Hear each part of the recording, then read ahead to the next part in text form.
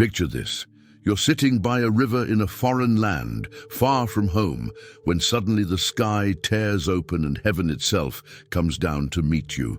This is exactly what happened to a young priest named Ezekiel over 2,500 years ago. What he saw that day would change not only his life, but the entire understanding of God's power and presence. Get ready to step into a world where the impossible becomes reality, where divine visions unfold like scenes from the most incredible movie you've ever watched. This isn't just ancient history. This is the beginning of one of the most mind-blowing spiritual journeys ever recorded. Ezekiel was 30 years old, living among the Jewish exiles by the Tyre River in Babylon, when his ordinary day became anything but ordinary. As recorded in Ezekiel chapter 1 verse 1, "In my 30th year, in the 4th month on the 5th day, while I was among the exiles by the Tyre River, the heavens were opened, and I saw visions of God. The sky above him suddenly split apart, like a curtain being pulled back. What came next would have made anyone fall to their knees in absolute wonder. A massive storm cloud appeared, but this wasn't any normal storm. Lightning flashed continuously inside it, and the entire cloud glowed with an intense fire that seemed alive. From the center of this supernatural storm, something incredible emerged. 4 living creatures stepped out of the fire, and they were unlike anything Ezekiel had ever seen or imagined. As described in verses 5 and 6, in the fire was what looked like 4 living creatures. In appearance, their form was human, but each of them had 4 faces and 4 wings.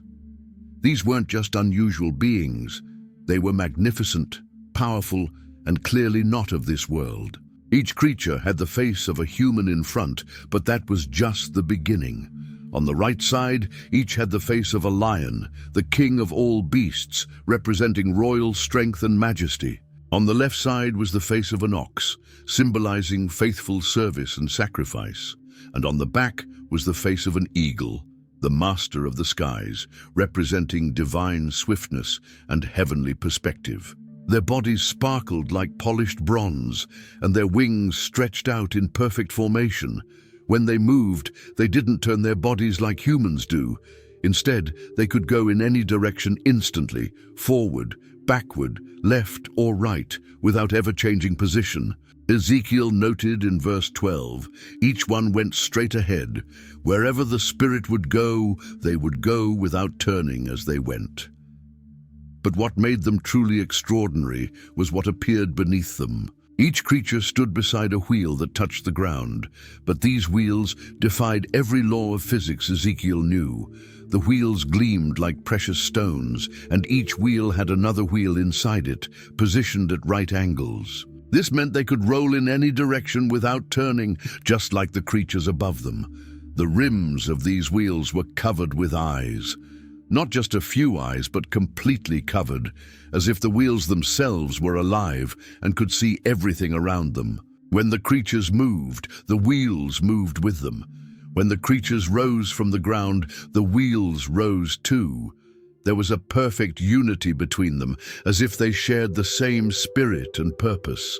The sound they made was indescribable. Ezekiel wrote in verse 24, "When the creatures moved, I heard the sound of their wings, like the roar of rushing waters, like the voice of the Almighty, like the tumult of an army." It was the sound of pure power, of heaven itself in motion.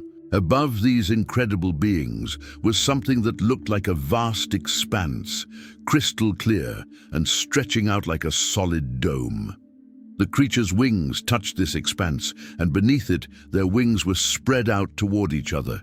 Each creature had 2 wings covering its body, and 2 wings spread out, creating a canopy of divine protection and reverence. What Ezekiel saw next took his breath away completely. Above the crystal expanse was something that looked like a throne, and this wasn't just any throne. It appeared to be made of sapphire, the most precious and beautiful blue stone known to mankind. But the real wonder wasn't the throne itself, it was who sat upon it. Ezekiel chapter 1, verse 26 records, Above the vault over their heads was what looked like a throne of lapis lazuli, and high above on the throne was a figure like that of a man. This figure radiated an indescribable brightness and glory. From what appeared to be his waist up, he looked like glowing metal filled with fire. From the waist down, he appeared like fire itself, and brilliant light surrounded him completely. The light wasn't harsh or blinding in a painful way. Instead, it was like seeing the most beautiful rainbow after a storm, but infinitely more magnificent.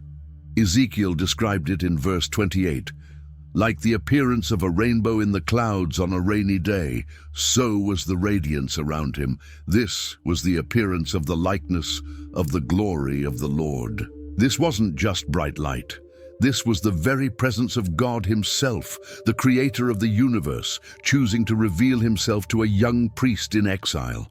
The glory that filled Solomon's temple, the presence that led Israel through the wilderness as a pillar of fire, was now appearing directly to Ezekiel in a vision that would change everything. While Ezekiel lay face down, trembling before this incredible vision, he heard a voice speaking to him. It was the voice of the one on the throne, and it carried authority unlike anything he had ever heard.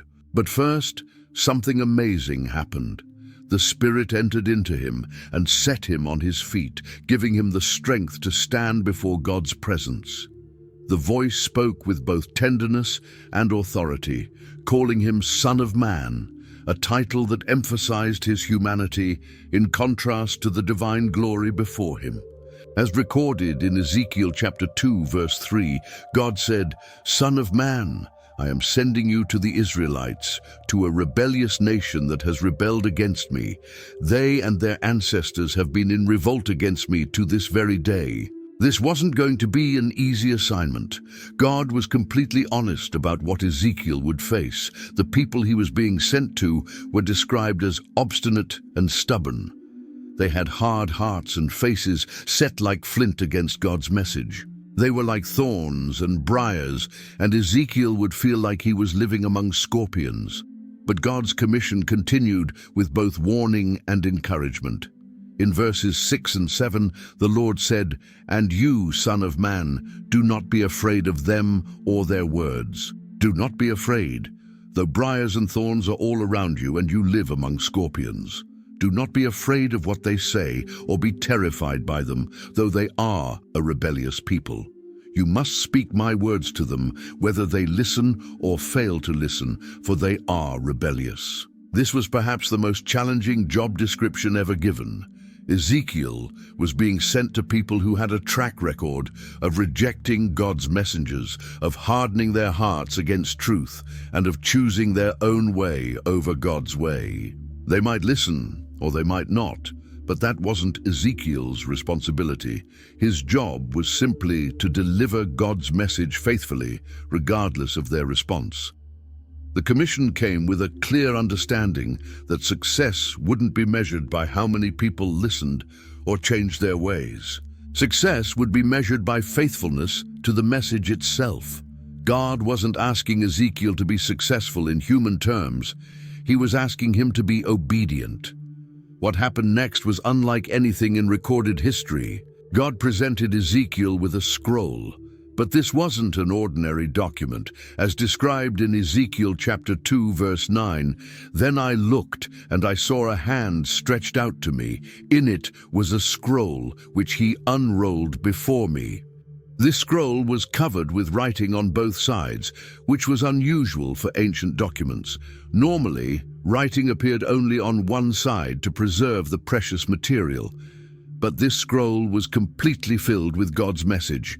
The content wasn't pleasant. It was words of lament and mourning and woe. Then came the most extraordinary command Ezekiel had ever received. In chapter 3, verse 1, God said, "Son of man, eat what is before you, eat this scroll, then go and speak to the people of Israel." This wasn't symbolic language. God was literally telling Ezekiel to eat the scroll containing his prophetic message. Without hesitation, Ezekiel obeyed this incredible command.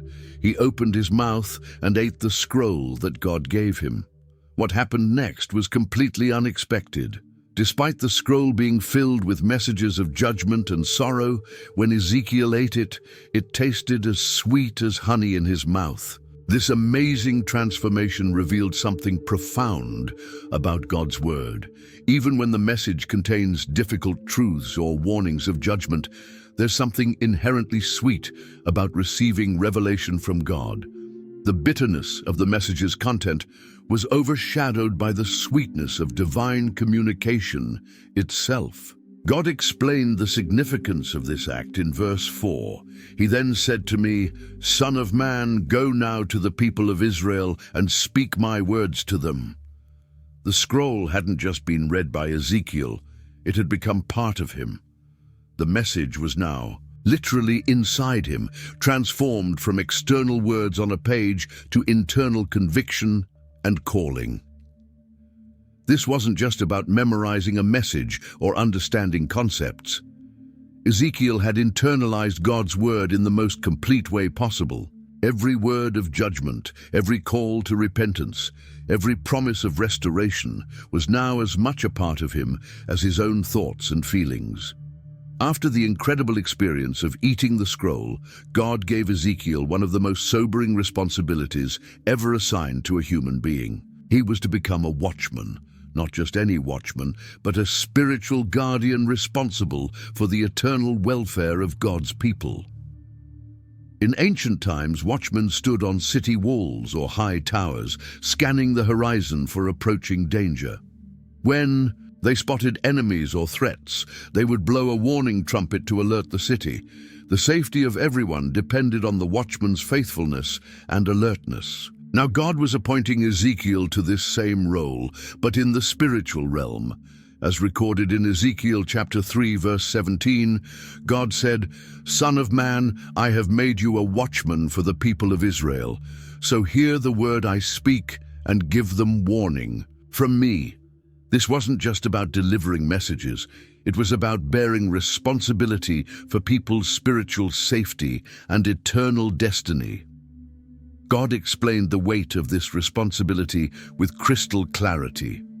If a wicked person was heading towards spiritual destruction, and Ezekiel failed to warn them, their blood would be on Ezekiel's hands. In verses 18 and 19, the Lord said, "When I say to a wicked person, 'You will surely die,' and you do not warn them or speak out to dissuade them from their evil ways in order to save their life, that wicked person will die for their sin, and I will hold you accountable for their blood.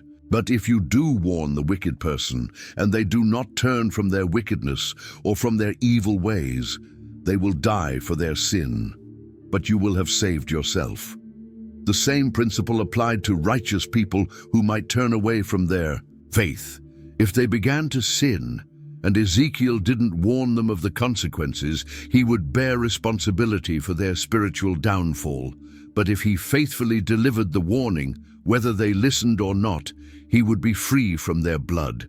This created an enormous burden of responsibility. Ezekiel wasn't just responsible for his own spiritual condition, he was accountable for everyone he was sent to warn. Their eternal destiny partly depended on his faithfulness in delivering God's messages. But with this great responsibility came great authority. God wasn't sending Ezekiel out empty-handed. Every warning, every call to repentance, every promise of restoration carried the full weight of divine authority behind it. When Ezekiel spoke God's words, he spoke with the same authority as God himself. God's methods of communication through Ezekiel were unlike anything seen before. Instead of just speaking words, God commanded Ezekiel to act out his messages through dramatic, symbolic performances that would capture people's attention and burn the truth into their memories. The first dramatic act began with something as simple as a brick. In Ezekiel chapter 4, verse 1, God commanded, "Now, son of man, take a block of clay, put it in front of you, and draw the city of Jerusalem on it." This wasn't just an art project. This was the beginning of a powerful visual prophecy. After drawing Jerusalem on the brick, Ezekiel was told to lay siege to it. He built siege works around it, erected earthworks, pitched camps, and set battering rams against it all around. Then he took an iron pan and placed it as an iron wall between himself and the city, turning his face toward it to show that it was under siege. But the performance was just beginning. God then gave Ezekiel an incredibly difficult command that would test his obedience to the limit. He was to lie on his left side for 390 days, bearing the sin of the people of Israel. Then he was to lie on his right side for 40 days, bearing the sin of Judah, 1 day for each year of their sin. During this entire time, Ezekiel was to keep his face turned toward the siege of Jerusalem and prophesy against it with his arm bared. God even bound him with ropes so he couldn't turn from one side to the other until the days of his siege were completed. The food restrictions were equally extreme. Ezekiel was commanded to eat only about 8 ounces of food per day and drink only about 2/3 of a quart of water. The food was to be made from a mixture of wheat, barley, beans, lentils, millet, and spelt, the kind of mixture people would eat during a siege when normal food supplies were exhausted. Initially, God commanded Ezekiel to cook this food over human excrement, but when Ezekiel protested that he had never defiled himself with unclean food, God mercifully allowed him to use cow dung instead. This represented the unclean conditions the people would face during the siege of Jerusalem. Every aspect of this dramatic performance had meaning.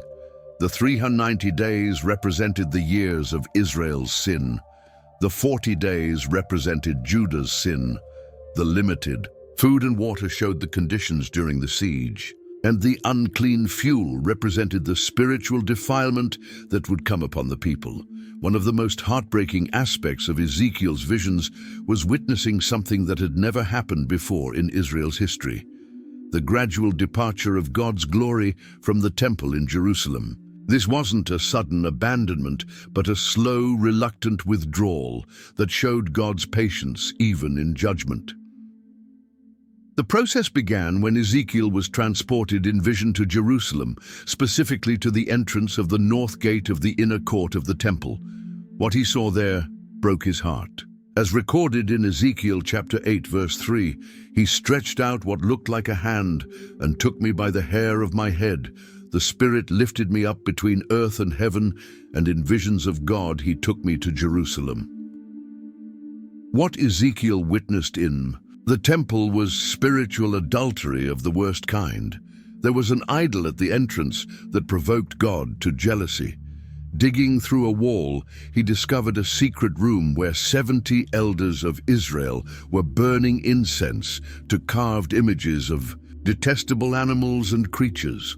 At the entrance to the north gate, women were sitting and weeping for the false god Tammuz. In the inner court, 25 men had their backs turned to the temple of the Lord, worshipping the sun toward the east. The temple that was supposed to be the dwelling place of the Most High God had been turned into a center of pagan worship. The very leaders who should have been protecting the people's relationship with God were leading them into spiritual prostitution. It was in this context that God's glory began its slow departure. In chapter 9, verse 3, Ezekiel recorded, "Now the glory of the God of Israel went up from above the cherubim where it had been and moved to the threshold of the temple." This was the first movement. The glory that had rested above the ark of the covenant in the Holy of Holies moved to the doorway. The glory didn't leave immediately. It paused at the threshold as if reluctant to go, giving opportunity for repentance that never came. Then, in chapter 10, verse 4, "The glory of the Lord rose from above the cherubim and moved to the threshold of the temple. The cloud filled. The temple and the court was full of the radiance of the glory of the Lord. The departure continued in stages. The glory moved from the threshold to the cherubim, and the cherubim lifted their wings." In verse 18, "Then the glory of the Lord departed from over the threshold of the temple and stopped above the cherubim." The living creatures Ezekiel had seen in his first vision were now carrying God's presence away from his own house. The final movement was the most devastating of all. In chapter 11, verse 23, Ezekiel witnessed, "The glory of the Lord went up from within the city and stopped above the mountain east of it." The glory that had filled Solomon's temple, that had led Israel through the wilderness, that had been the center of their worship and identity, was now departing completely. This wasn't God abandoning his people in anger. It was God being forced to leave because his holiness could no longer dwell in a place that had been so thoroughly defiled. The departure was gradual, giving multiple opportunities for repentance, but the people's hearts had become too hard to respond. The final aspect of Ezekiel's early ministry focused on the corrupt leadership that had led God's people astray. These weren't ordinary citizens making personal mistakes. These were the princes, priests, and leaders who held positions of trust and authority, yet used their power to lead people away from God. In Ezekiel chapter 11, verse 1, the Spirit lifted Ezekiel to the east gate of the Lord's house, where he saw 25 men, including Jazaniah and Pelatiah, who were leaders among the people. But instead of leading righteously, they were plotting evil and giving wicked advice to the city. God revealed their thoughts to Ezekiel in verse 3. They say, "Haven't our houses been recently rebuilt? This city is a pot, and we are the meat in it." They believed they were safe, that Jerusalem was like a cooking pot that would protect them like meat protected in a vessel. Their confidence was in the city's walls and their own political schemes rather than in God's protection. These leaders had convinced themselves and others that they could continue in their rebellion without consequences. They thought their strategic location, their fortifications, and their political alliances would keep them safe. They had completely forgotten that their security had always come from their relationship with God, not from human strength. God commanded Ezekiel to prophesy against these corrupt leaders. In verse 4 he said, "Therefore prophesy against them, prophecy, Son of Man." The message was clear and devastating. Their schemes would fail, their confidence was misplaced, and judgment was coming. The judgment was swift and dramatic. While Ezekiel was prophesying, Pelatiah, son of Benaiah, died suddenly. This wasn't coincidence. It was a sign that God's words through Ezekiel carried immediate power and authority. The death of this leader served as a warning to all the others about the seriousness of their rebellion. The experience was so intense that Ezekiel fell face down and cried out, "Alas, sovereign Lord, will you completely destroy the remnant of Israel?" He was overwhelmed by the reality that God's judgments were not empty threats, but immediate realities. But even in judgment, God's heart of mercy was revealed. He explained that although he had scattered his people among the nations and countries, he himself would be a sanctuary for them in the countries where they had gone. The exile wasn't abandonment, it was discipline with a purpose. God promised restoration in verses 17 to 20. "I will gather you from the nations and bring you back from the countries where you have been scattered, and I will give you back the land of Israel again. They will return to it and remove all its vile images and detestable idols. I will give them an undivided heart and put a new spirit in them. I will remove from them their heart of stone and give them a heart of flesh. Then they will follow my decrees and be careful to keep my laws. They will be my people and I will be their God." The corrupt leaders had hearts of stone, but God promised to give his people hearts of flesh. Where there was division and rebellion, he would create unity and obedience. Where there was spiritual adultery, he would restore faithful relationship. The judgment on the leaders wasn't the end of the story. It was the beginning of a new chapter of restoration and hope. After the incredible visions and symbolic acts of his calling, God commanded Ezekiel to perform another dramatic prophecy that would shake the hearts of everyone who witnessed it. This wasn't going to be comfortable or easy. It was going to be a living picture of the horror that was coming to Jerusalem. In Ezekiel chapter 12, verse 3, God gave Ezekiel a command that seemed almost impossible. Therefore, Son of man, pack your belongings for exile, and in the daytime, as they watch, set out and go from where you are to another place. Perhaps they will understand, though they are a rebellious people. Ezekiel was to pack his bags like a refugee, preparing to flee his homeland. But this wasn't just any packing. These were the belongings of someone going into exile, the few precious items a person could carry when forced to leave everything behind forever. The people watching would immediately understand what this meant, because many of them had already experienced this nightmare. During the day, while everyone could see him clearly, Ezekiel gathered his meager possessions. He packed only what an exile could carry, the bare essentials for survival in a foreign land. No luxuries, no family treasures, no comfortable reminders of home, just the basics needed to stay alive. But the real drama came in the evening. As recorded in verse 4, during the daytime, while they watch, bring out your belongings packed for exile. Then in the evening, while they are watching, go out like those who go into exile. This wasn't just about packing. This was about acting out the actual moment of forced departure. When evening came, Ezekiel did something that made everyone's blood run cold. Instead of walking out through the door like a normal person, he dug through the wall of his house with his own hands. This represented people so desperate to escape that they would break through walls rather than use doors, trying to avoid capture by enemy soldiers. With his belongings on his shoulder, Ezekiel covered his face and went out through the hole he had made in the wall. The covered face showed the shame and grief of exile, people too heartbroken to look back at what they were losing, too afraid to see what lay ahead. The next morning, God explained the meaning of this powerful drama.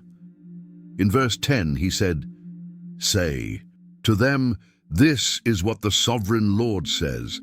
This prophecy concerns the prince in Jerusalem and all the Israelites who are there." This wasn't just about ordinary people. This was about their leaders, including the king himself. Ezekiel was told to explain in verse 11, "Say to them, I am assigned to you. As I have done, so it will be done to them. They will go into exile as captives." Every action Ezekiel had performed would be experienced by the people in Jerusalem. The packing, the wall breaking, the covered faces, the desperate escape, it would all become their reality. The prophecy became even more specific regarding their leader. In verse 12, God revealed, "The prince among them will put his things on his shoulder at dusk and leave, and a hole will be dug in the wall for him to go through. He will cover his face so that he cannot see the land."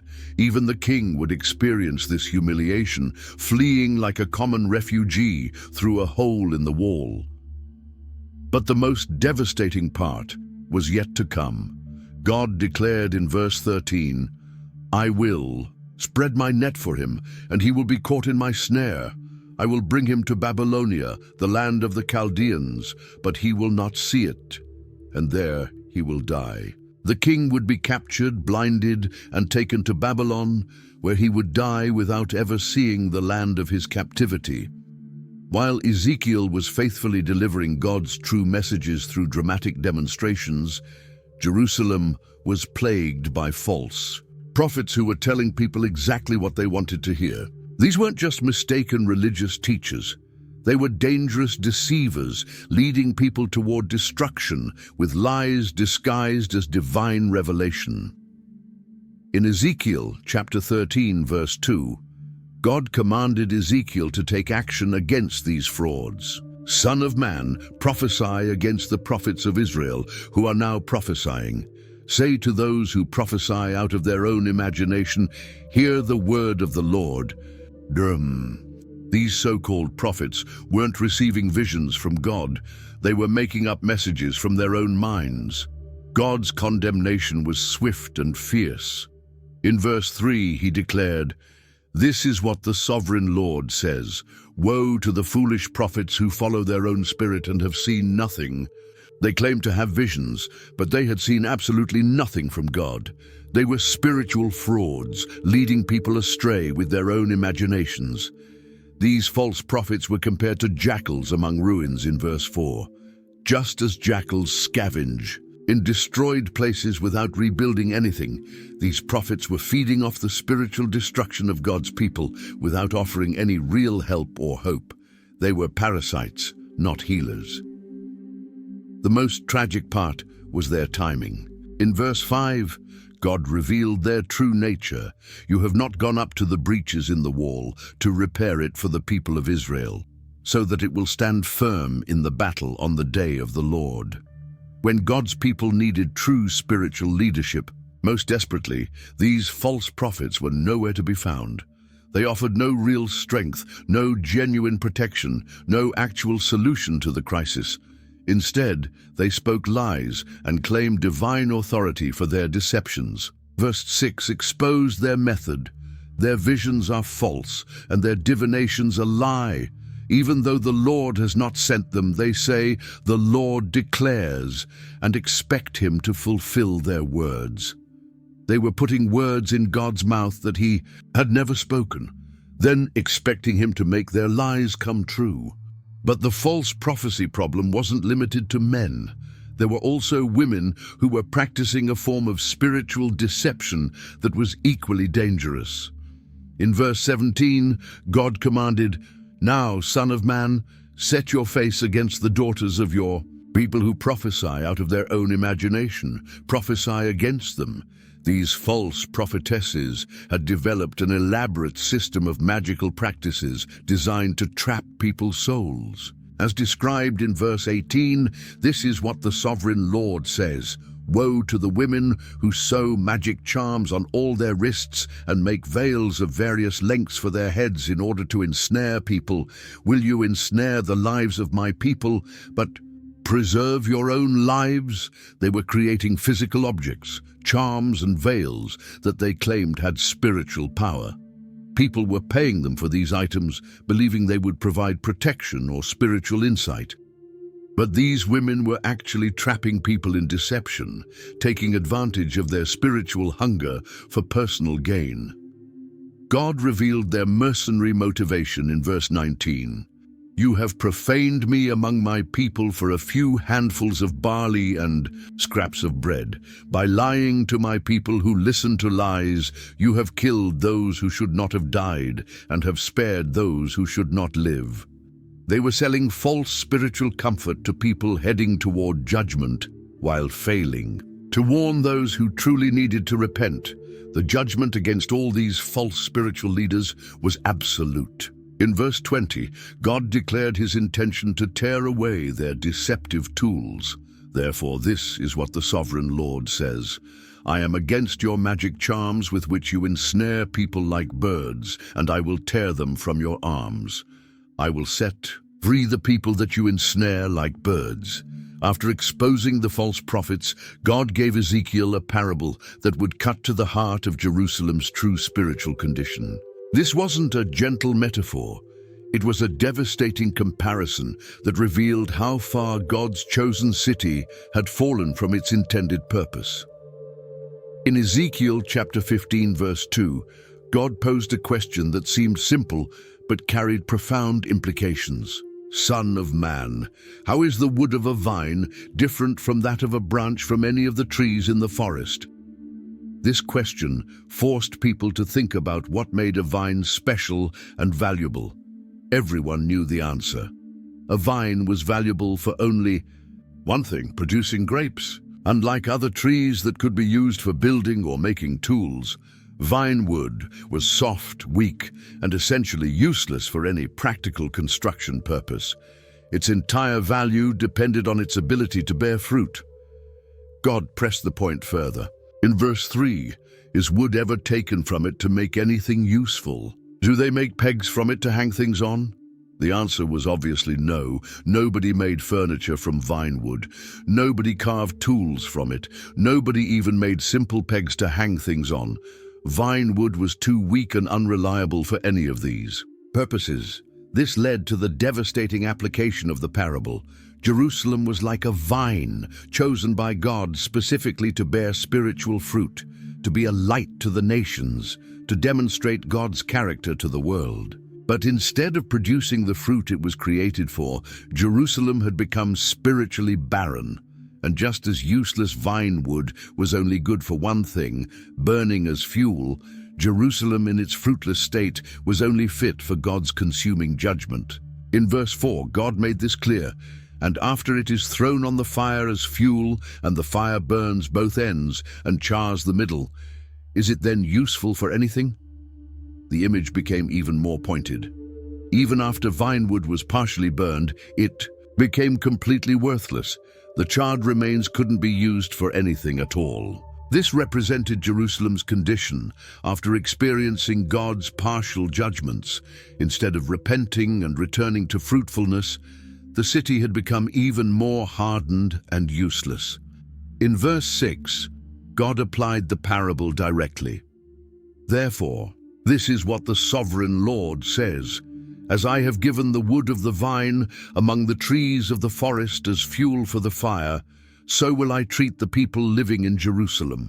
Jerusalem's fate was sealed not because God was cruel, but because the city had failed to fulfill its purpose and had become spiritually worthless. The judgment wasn't arbitrary, it was the natural consequence of fruitlessness.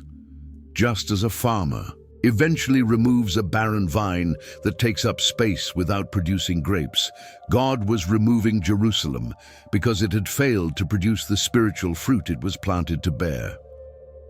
What came next was perhaps the most powerful and disturbing allegory in all of Scripture. God told Ezekiel to present Jerusalem's spiritual history as the story of an abandoned baby who grew up to become an unfaithful wife. This wasn't just a story. It was a raw, emotional account of betrayal that would make people understand the depth of their spiritual adultery. The story began with an image that would break any heart. In Ezekiel chapter 16, verse 4, God described Jerusalem's origins. "On the day you were born, your cord was not cut, nor were you washed with water to make you clean, nor were you rubbed with salt or wrapped in cloths. This was a baby completely abandoned, left to die without even the most basic care that any newborn needed to survive." Verse 5 painted an even more tragic picture. No one looked on you with pity or had compassion enough to do any of these things for you. Rather, you were thrown out into the open field, for on the day you were born you were despised. This baby wasn't just neglected, she was actively rejected and thrown away like garbage. But then came the moment of divine rescue. In verse 6, God revealed his intervention. "Then I passed by and saw you kicking about in your blood, and as you lay there in your blood, I said to you, 'Live.'" Indeed, God didn't just walk by the dying infant. He commanded her to live and took personal responsibility for her survival. Under God's care, the abandoned baby began to thrive. Verse 7 described her growth. "I made you grow like a plant of the field. You grew and developed and entered puberty. Your breasts had formed and your hair had grown, yet you were still naked and bare." God had brought her from the brink of death to the beauty of young womanhood. When she reached maturity, God's relationship with her changed from guardian to husband. In verse 8, he declared, "Later I passed by, and when I looked at you and saw that you were old enough for love, I spread the corner of my garment over you and covered your naked body. I gave you my solemn oath and entered into a covenant with you, and you became mine." This was the moment of their spiritual marriage, God choosing Jerusalem as his bride. The blessings that followed were extraordinary. God clothed her in the finest materials, embroidered cloth, leather sandals, fine linen, and costly garments. He adorned her with jewelry, bracelets, necklaces, rings, and a beautiful crown. He fed her the finest foods, honey, olive oil, and the best flour. She became incredibly beautiful and rose to become a queen among nations, but success corrupted her heart. In verse 15, the tragic turn began. But you trusted in your beauty and used your fame to become a prostitute. You lavished your favors on anyone who passed by, and your beauty became his. The very gifts God had given her became tools of spiritual adultery. The adultery wasn't just occasional unfaithfulness, it was systematic spiritual prostitution. She took the clothes God had given her and made shrines for false gods. She took the jewelry he had provided and made idols. She even took the food he supplied and offered it to other gods as incense. But the most horrifying aspect was yet to be revealed. In verse 20, God exposed the ultimate abomination. And you took your sons and daughters, whom you bore to me, and sacrificed them as food to the idols. Was your prostitution not enough? She had taken the children of her marriage with God and sacrificed them to false gods, the ultimate betrayal of trust and love. The allegory continued with devastating detail, showing how Jerusalem had actually paid other nations to be her lovers. Instead of being paid like a normal prostitute, she had reversed the natural order, giving gifts to her spiritual lovers instead of receiving them. God's next message came in the form of a riddle that would puzzle everyone who heard it, until Ezekiel explained its meaning. This wasn't just a nature story.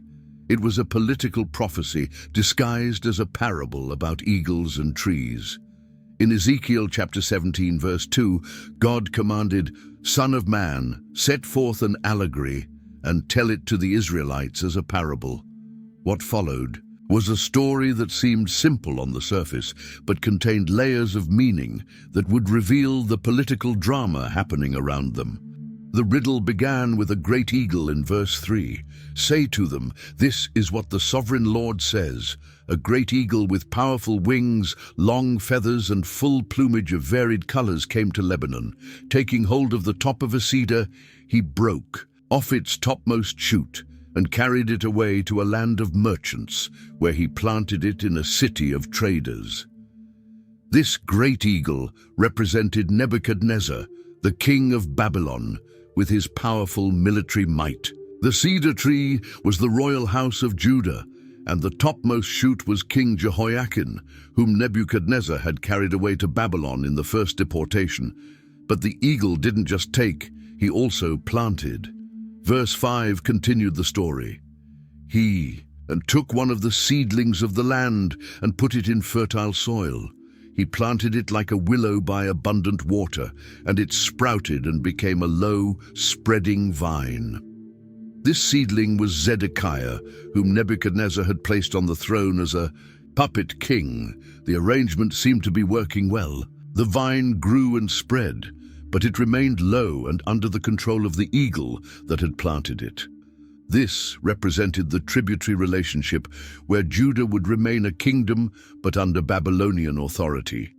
However, the story took a dramatic turn in verse 7. "But there was another eagle, a great one with powerful wings and a lot of feathers. The vine now turned its roots toward him from the plot where it was planted and stretched out its branches to him for water."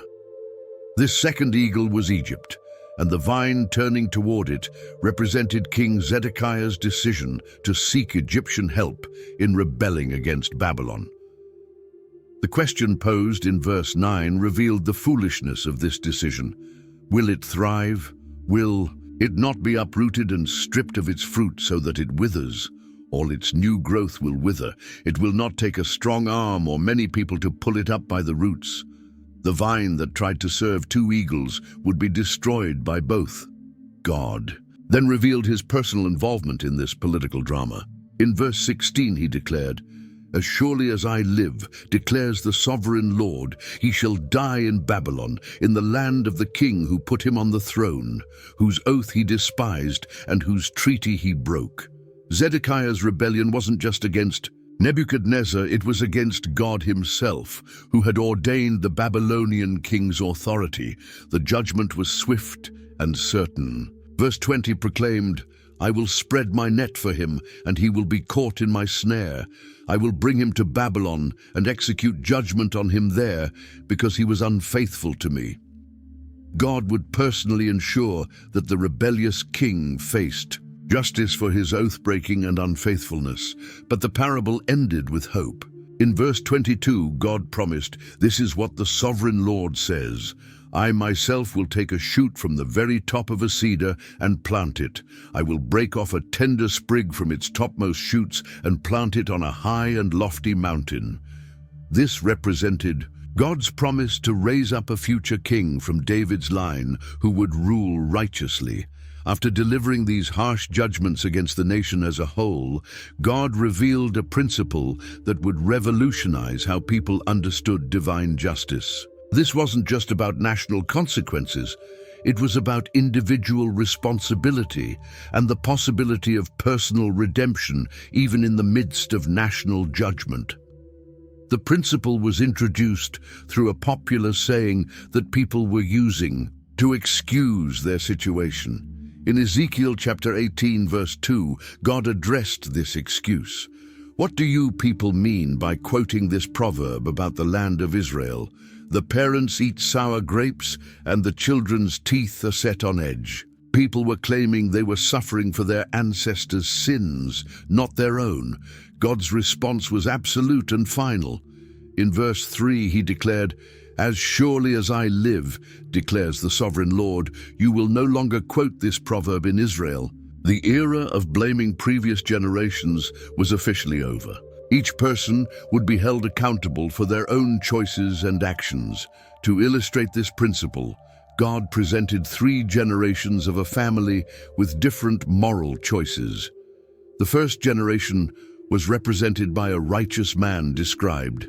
In verse 5, "Suppose there is a righteous man who does what is just and right." This man followed God's laws completely. He didn't worship idols, commit adultery, oppress others, or charge interest on loans. He fed the hungry, clothed the naked, and executed true justice. The verdict for this righteous man was clear in verse 9. "He follows my decrees and faithfully keeps my laws. That man is righteous. He will surely live, declares the sovereign Lord." His righteousness guaranteed his life and God's blessing. But then God presented the second generation, the son of this righteous man who chose a completely different path. In verse 10, the scenario changed. Suppose he has a violent son who sheds blood or does any of these other things. This son committed every sin his father had avoided: murder, adultery, oppression, robbery, and idolatry. The question was crucial. Would this wicked son be protected by his father's righteousness? God's answer was definitive in verse 13. "Will such a man live? He will not. Because he has done all these detestable things, he is to be put to death. His blood will be on his own head." Parental righteousness provided no protection for personal wickedness. The third generation completed the illustration. In verse 14, God presented another possibility. "But suppose this son has a son who sees all the sins his father commits, and though he sees them, he does not do such things." This grandson chose righteousness despite his father's terrible example. The grandson's fate was determined by his own choices, not his family history. Verse 17 declared, "He withholds his hand from mistreating the poor and takes no interest or profit from them. He keeps my laws and follows my decrees. He will not die for his father's sin. He will surely live." A wicked father couldn't condemn a righteous son any more than a righteous grandfather could save a wicked grandson. God summarized the principle with perfect clarity in verse 20. "The one who sins is the one who will die. The child will not share the guilt of the parent, nor will the parent share the guilt of the child. The righteousness of the righteous will be credited to them, and the wickedness of the wicked will be charged against them." But the most amazing part was the possibility of personal transformation. In verse 21, God revealed that even the most wicked person could change their destiny. But if a wicked person turns away from all the sins they have committed and keeps all my decrees and does what is just and right, That person will surely live. They will not die. Past sins didn't have to determine future fate. As Jerusalem's political situation deteriorated rapidly, God commanded Ezekiel to compose a funeral song for the royal family. This wasn't just poetry, it was a prophetic lament that would capture the tragedy of leadership that had failed to protect God's people. In Ezekiel chapter 19, verse 1, God gave the command, "Take up a lament concerning the princes of Israel." This was to be a mourning song, the kind sung at funerals when great leaders died. But these princes weren't dead yet. This was a prophecy of their coming doom. The lament began with a powerful metaphor in verse 2. What a lioness was your mother! Among the lions, she lay down among young lions and reared her cubs. The mother lioness represented the royal line of David, specifically the kingdom of Judah. She was strong and noble, raising her young among other powerful leaders. The first cub grew to become a fearsome predator. Verse 3 described his development. She brought up one of her cubs, and he became a strong lion. He learned to tear the prey, and he became a man-eater. This represented King Jehoahaz, who ruled for only 3 months before being captured, but his reign was cut short by foreign intervention. In verse 4, the lament continued. The nations heard about him, and he was trapped in their pit. They led him with hooks to the land of Egypt. Jehoahaz was taken captive by Pharaoh Necho and died in Egyptian exile, never to return to his homeland. The lioness didn't give up after losing her first cub. Verse 5 told of her next attempt. When she saw her hope unfulfilled, her expectation gone, she took another of her cubs and made him a strong lion. This second cub was Jehoiakim, who seemed destined for greater success than his predecessor. This second lion also became powerful and dangerous. Verse 6 described his reign. He prowled among the lions, for he had become a strong lion. He learned to tear the prey, and he became a man-eater. Like his predecessor, he ruled with violence and oppression, devouring his own people. His destructive behavior extended beyond just personal violence. Verse 7 revealed the scope of his damage. He broke down their strongholds and devastated their towns. The land and all who were in it were terrified by his roaring. This king destroyed the very infrastructure and communities he was supposed to protect. But his fate was even worse than the first cubs. In verse 8, the lament described his capture. Then the nations came against him, those from regions round about. They spread their net for him, and he was trapped in their pit. Unlike the first king who was taken by one nation, this one faced a coalition of enemies. The end was swift and final. Verse 9 completed his story. With hooks they pulled him into a cage and brought him to the king of Babylon. They put him in prison, so his roar was heard no longer on the mountains of Israel. Jehoiakim was taken to Babylon in chains, and his voice of authority was silenced forever. The lament then shifted metaphors, comparing the royal line to a vine that had once been fruitful and strong. Verse 10 painted a picture of former glory. Your mother was like a vine in your vineyard planted by the water. It was fruitful and full of branches because of abundant water. This represented the kingdom during its prosperous years, but success led to pride and destruction. Verse 12 described the catastrophe, but it was uprooted in fury and thrown to the ground. The east wind made it shrivel. It was stripped of its fruit. Its strong branches withered and fire consumed them. The east wind represented the Babylonian invasion that would destroy everything. The final image was one of complete desolation. Verse 13 concluded the lament. Now it is planted in the desert, in a dry and thirsty land. The royal vine that had once flourished by abundant water was now withering in exile, far from the source of its strength and life. For the final symbolic act in this section, God gave Ezekiel one of the most vivid and disturbing metaphors yet. Jerusalem wasn't just a city under siege. It was like a cooking pot that had become so corroded and filthy that it could never be cleaned again. The prophecy came with a specific date in Ezekiel chapter 24, verse 1. In the 9th year, in the 10th month on the 10th day, the word of the Lord came to me. This wasn't just any day. This was the exact day that Nebuchadnezzar began his final siege of Jerusalem. While the attack was starting hundreds of miles away, God was revealing it to Ezekiel in real time. God commanded Ezekiel to record this. Date in verse 2. Son of man, record this date, this very date, because the king of Babylon has laid siege to Jerusalem this very day. This prophecy would serve as proof that God knew exactly what was happening and when.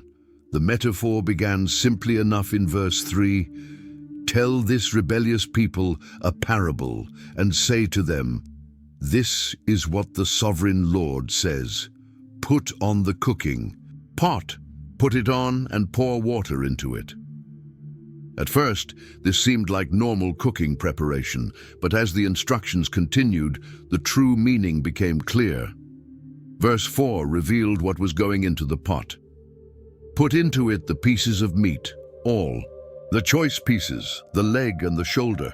Fill it with the best of these bones. The meat represented the people of Jerusalem, and the best pieces represented the nobility and leadership. The cooking process began in verse 5. Take the pick of the flock, pile wood beneath it for the bones, bring it to a boil and cook the bones in it. This was the siege of Jerusalem. The city was being heated by the fires of war, and everyone inside was being cooked by the pressure and violence. But then God revealed the real problem with this pot. In verse 6 he declared, for this is what the sovereign Lord says, woe to the city of bloodshed, to the pot now encrusted, whose deposit will not go away. Take the meat out piece by piece in whatever order it comes. The pot was corroded with rust and deposits that couldn't be cleaned. The rust and corrosion represented the accumulated bloodshed and sin that had built up in Jerusalem over generations. Just as rust weakens metal and makes it unusable, the moral corruption had weakened the city beyond repair. Verse 7 identified the source of this corruption. For the blood she shed is in her midst. She poured it on the bare rock. She did not pour it on the ground, where the dust would cover it. The city had committed murders so openly and brazenly that the blood cried out for vengeance. The judgment was both just and inevitable. In verse 8, God explained his response. To stir up wrath and take revenge, I put her blood on the bare rock so that it would not be covered. God himself had ensured that Jerusalem's crimes would not be hidden or forgotten. The corruption was so complete that normal cleaning wouldn't work. Verse 11 described the drastic measures needed. Then set the empty pot on the coals till it becomes hot and its copper glows, so that its impurities may be melted and its deposit burned away. The only way to deal with this level of corruption was to heat the pot until the metal itself glowed and the rust was burned away. But even this extreme treatment failed. Verse 12 revealed the hopeless condition. It has frustrated all efforts. Its heavy deposit has not been removed, not even by fire. The corruption was so deep and complete that even the most intense purification couldn't clean it.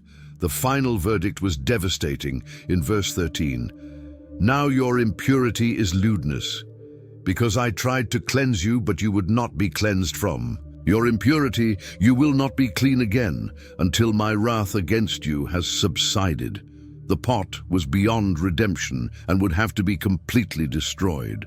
After delivering devastating prophecies against Jerusalem, God's attention turned to the nations surrounding Israel. These weren't random judgments against distant peoples. They were targeted pronouncements against specific neighbors who had celebrated Jerusalem's downfall and taken advantage of God's people in their darkest hour. The first nation to face judgment was Ammon, located east of the Jordan River. In Ezekiel chapter 25, verse 2, God commanded, "Son of man, set your face against the Ammonites and prophesy against them." The Ammonites were descendants of Lot, making them distant relatives of Israel, but they had shown no family loyalty when Jerusalem fell. Their crime was revealed in verse 3. "Say to them, hear the word of the sovereign Lord. This is what the sovereign Lord says. Because you said, 'Aha,' over my sanctuary when it was desecrated, and over the land of Israel when it was laid waste, and over the people of Judah when they went into exile." The Ammonites had actually celebrated when God's temple was destroyed and his people were dragged away in chains. This wasn't just political rivalry, it was spiritual mockery. They had rejoiced when the place where God's name dwelt was defiled and destroyed. Their aha was a cry of triumph over what they saw as the defeat of Israel's God, not just Israel's army. The punishment would fit the crime perfectly. In verse 4, God declared, "Therefore I am going to give you to the people of the east as a possession. They will set up their camps and pitch their tents among you. They will eat your fruit and drink your milk." The very people the Ammonites thought would protect them would instead consume everything they had. Their capital city would become a pasture for animals. In verse 5, "I will turn Rabbah into a pasture for camels and Ammon into a resting place for sheep. Then you will know that I am the Lord." The city where they had celebrated Israel's destruction would become grazing land for wandering herds. Next came Moab, another descendant nation of Lot. Their sin was different but equally serious.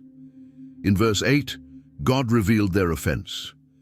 "This is what the sovereign Lord says, because Moab and Seir said, 'Look, Judah has become like all the other nations.'" Moab had denied the uniqueness of God's relationship with his people, claiming Judah was no different from any pagan nation. This was a direct attack on God's character and covenant faithfulness. By saying Judah was just like other nations, Moab was essentially claiming that the God of Israel was powerless and no different from the false gods of other peoples. The judgment against Moab would expose the flank of their country in verse 9. "Therefore I will expose the flank of Moab, beginning at its frontier towns, Beth-Jeshimoth, Baal-Meon, and Kiriathaim, the glory of that land." Their strongest defensive positions would be stripped away, leaving them vulnerable to invasion. Edom's judgment was perhaps the most personal of all. These were the descendants of Esau, Jacob's twin brother, making them the closest blood relatives Israel had among the nations. But their behavior during Jerusalem's crisis had been absolutely brutal. Their crime was revealed in verse 12. "This is what the sovereign Lord says, because Edom took revenge on Judah and became very guilty by doing so." When Judah was already suffering under Babylonian attack, Edom had taken the opportunity to settle old scores and inflict additional damage on their wounded relatives. This wasn't just opportunistic raiding, it was calculated revenge that showed a deep hatred that had been festering for generations. They had waited for their moment of weakness and then struck with vicious cruelty. God's response would be equally personal and devastating. In verse 13 he declared, "Therefore this is what the sovereign Lord says, I will stretch out my hand against Edom and kill both man and beast. I will lay it waste, and from Teman to Dedan they will fall by the sword." The entire nation would be devastated from north to south. But the most shocking aspect of Edom's punishment was who would carry it out.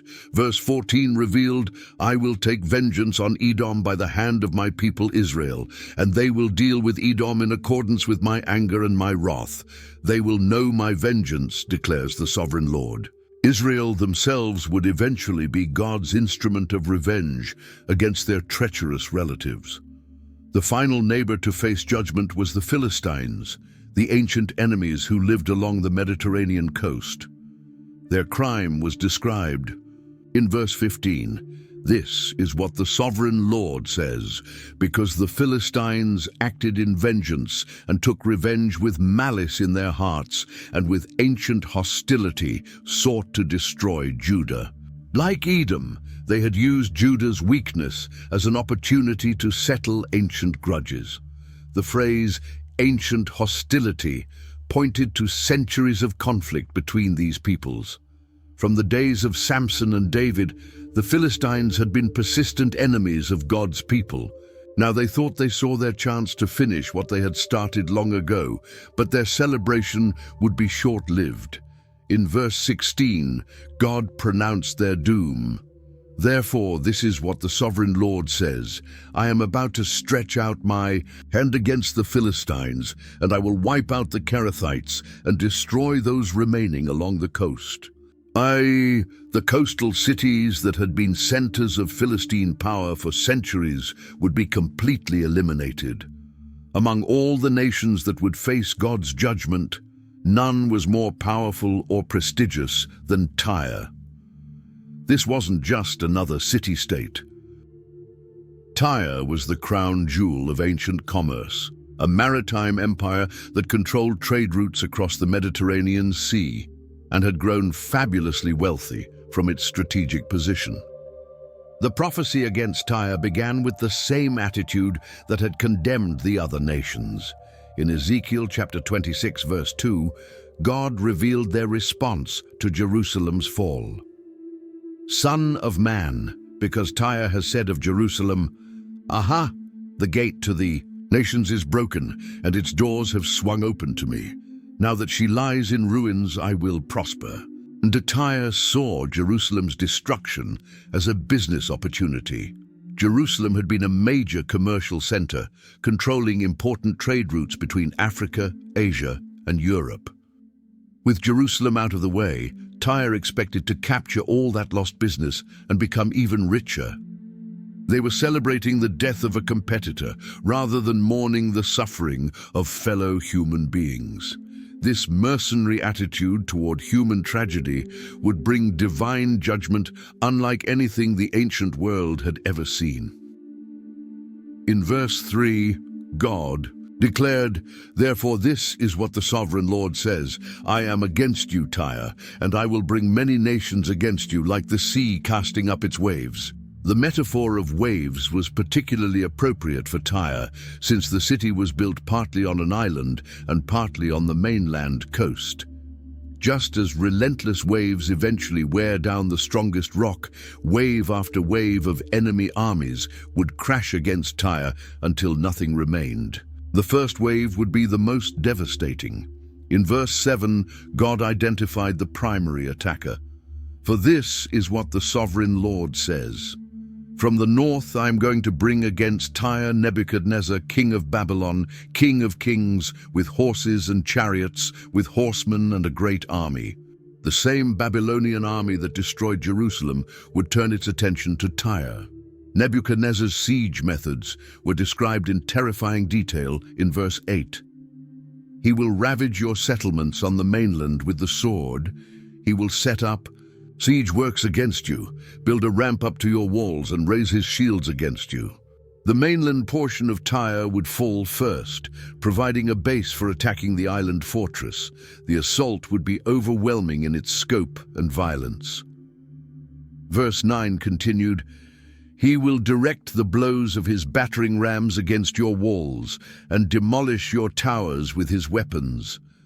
The famous walls of Tyre, which had protected the city for centuries, would crumble under the relentless Babylonian attack.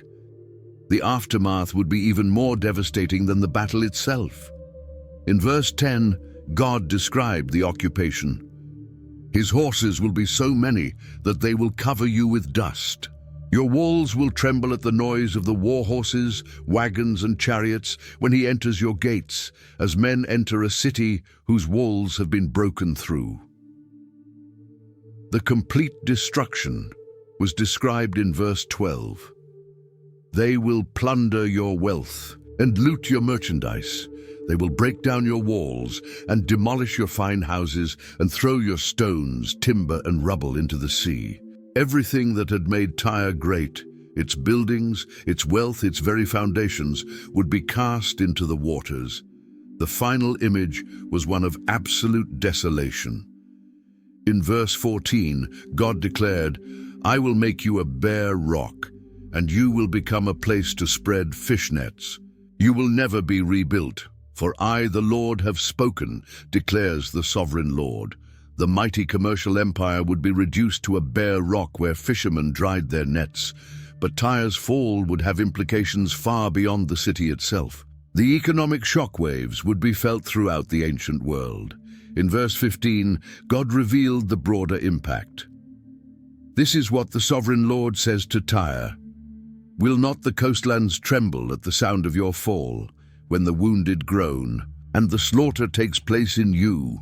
The smaller coastal cities that depended on Tyre's trade networks would be terrified, realizing that if mighty Tyre could fall, no city was safe. Their economic lifeline was being cut, and they would have to find new ways to survive in a world without Tyrian commerce. The princes of the sea, the rulers of other maritime cities, would perform elaborate mourning rituals. Verse 16 described their response. Then all the princes of the coastlands will step down from their thrones and lay aside their robes and take off their embroidered garments. Clothed with terror, they will sit on the ground, trembling every moment, appalled at you. After prophesying the political and economic destruction of Tyre, God commanded Ezekiel to compose a funeral dirge for the king of Tyre. But this wasn't just about an earthly ruler. This lament would reveal spiritual realities that went far beyond human politics and reach into the very origins of evil itself. The lament began with what seemed like excessive praise for a human king. In Ezekiel chapter 28 verse 12, God commanded, Son of man, take up a lament concerning the king of Tyre and say to him, this is what the sovereign Lord says, you were the seal of perfection, full of wisdom and perfect in beauty. Oh, no human ruler had ever been described in such absolute terms. The description continued with even more extraordinary language in verse 13. You were in Eden, the garden of God. Every precious stone adorned you, carnelian, chrysolite and emerald, topaz, onyx and jasper, lapis lazuli, turquoise and beryl. Your settings and mountings were made of gold. On the day you were created, they were prepared. This being had been present in the original Garden of Eden, adorned with precious stones and created by God himself. The revelation became even more astounding in verse 14. You were anointed as a guardian cherub, for so I ordained you. You were on the holy mount of God. You walked among the fiery stones. This wasn't describing any human king. This was describing a powerful angelic being who had held one of the highest positions in God's heavenly court. This guardian cherub had originally been perfect in every way. Verse 15 confirmed, you were blameless in your ways from the day you were created till wickedness was found in you. There had been a time when this being was completely without sin, fulfilling his role as God's appointed guardian with perfect obedience and righteousness. But something had gone terribly wrong. The perfection had been corrupted from within, and the change was connected to the same thing that had corrupted Tyre, commercial success and pride. Verse 16 revealed the process. Through your widespread trade, you were filled with violence, and you sinned. So I drove you in disgrace from the mount of God, and I expelled you, guardian cherub, from among the fiery stones. The root of the corruption was identified in verse 17. Your heart became proud on account of your beauty, and you corrupted your wisdom because of your splendor. So I threw you to the earth. I made a spectacle of you before kings. Pride in his own beauty and wisdom had transformed this perfect being into a rebel against his creator. The judgment that followed was total and irreversible. In verse 18, God declared, "By your many sins and dishonest trade, you have desecrated your sanctuaries. So I made a fire come out from you, and it consumed you, and I reduced you to ashes on the ground in the sight of all who were watching." The fire of judgment would come from within, consuming everything this being had been and accomplished. The final verdict was absolute in verse 19. "All the nations who knew you are appalled at you. You have come to a horrible end and will be no more." This powerful being who had once walked in God's presence would be completely destroyed, becoming a source of horror and warning to all who witnessed his fate. This lament revealed that the human king of Tyre was being used as an earthly representation of a much greater spiritual reality. The pride, corruption, and fall of the earthly king paralleled the ancient rebellion of this guardian cherub, who had fallen from heaven through pride and become an enemy of God. After the elaborate prophecies against Tyre and its king, God's attention turned to Sidon, Tyre's northern neighbor and partner in maritime commerce. But the prophecy against Sidon was shorter and served as a bridge to something much more hopeful, the promise of Israel's eventual restoration. In Ezekiel chapter 28, verse 21, God commanded, "Son of man, set your face against Sidon, prophesy against her." Sidon was an ancient Phoenician city that had been a center of trade and pagan worship for over 1,000 years. Like Tyre, it had profited from relationships with various nations while maintaining its independence through commercial power. The judgment against Sidon was swift and direct. In verse 22, God declared, "This is what the sovereign Lord says, I am against you, Sidon, and among you I will display my glory. You will know that I am the Lord when I inflict punishment on you, and within you am proved to be holy." Unlike the detailed description of Tyre's fall, Sidon's judgment was presented as a demonstration of God's holiness and power. The method of judgment was described in verse 23. "I will send a plague upon you and make blood flow in your streets. The slain will fall within you, with the sword against you on every side. Then you will know that I am the Lord." Disease and warfare would combine to devastate the city, proving that no amount of commercial success could provide protection against divine judgment. But immediately after pronouncing judgment on Sidon, God shifted to a message of hope for Israel. This wasn't coincidental. It was a deliberate contrast between the fate of those who opposed God's people and the future that awaited God's chosen nation despite their current suffering. In verse 24, God addressed Israel's situation. "No longer will the people of Israel have malicious neighbors who are painful briars and sharp thorns. Then they will know that I am the sovereign Lord." All the neighboring nations that had tormented Israel throughout their history would be removed as sources of temptation and oppression. The promise of restoration was comprehensive and wonderful. Verse 25 declared, "This is what the sovereign Lord says, when I gather the people of Israel from the nations where they have been scattered, I will be proved holy through them in the sight of the nations. Then they will live in their own land, which I gave to my servant Jacob." This gathering wouldn't just be a return to geography, it would be a return to their covenant relationship with God. They would once again demonstrate God's holiness to the watching world, not through their rebellion and punishment as they had been doing, but through their restoration and blessing. The restoration would include both security and prosperity. In verse 26, God promised, "They will live there in safety and will build houses and plant vineyards. They will live in safety when I inflict punishment on all their neighbors who maligned them. Then they will know that I am the Lord their God." The safety would come not from military might or political alliances, but from God's protection after he dealt with all their enemies. This promise served as a crucial reminder that God's judgments against the nations weren't motivated by favoritism or ethnic preference. They were the result of these nations' treatment of God's people and their rejection of divine justice. When God restored Israel, it would be as a demonstration of his faithfulness to his covenant promises, not as a reward for Israel's perfect behavior.